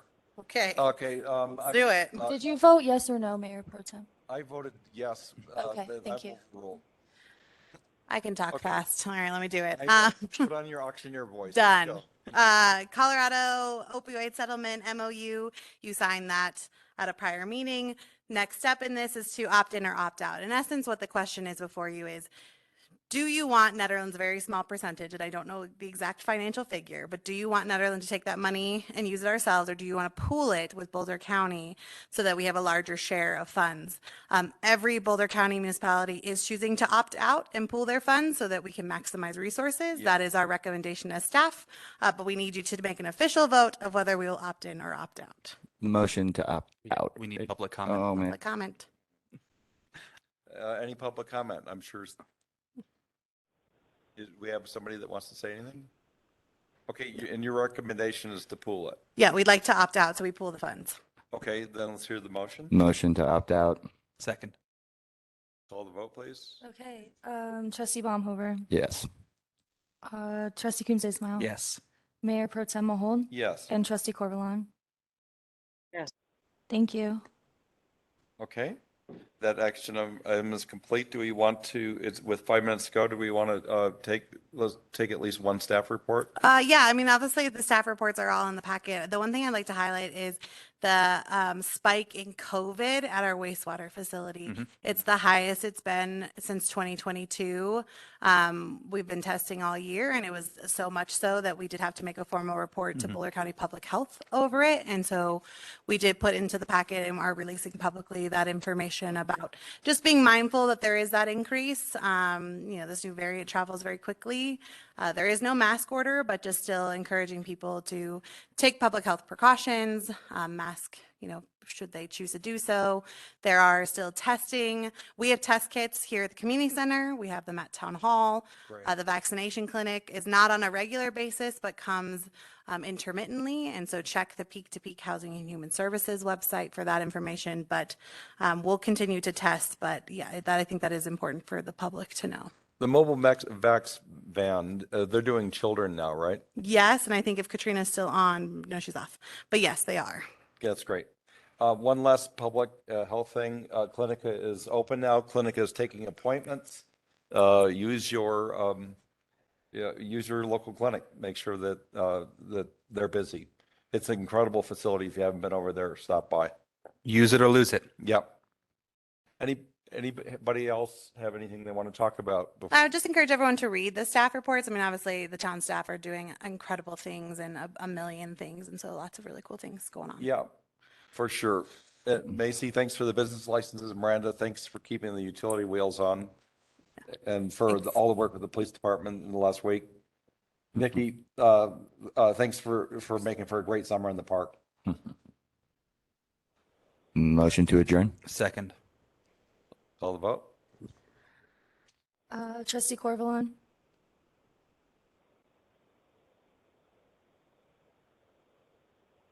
Looks like she's gone. Okay. all right. Trustee Baumhover, Yes. Mayor Pro Tem Mahold, Yes. and Trustee Coombs Ismail. Yes. Thank you. Point of order. What if we had two drop off?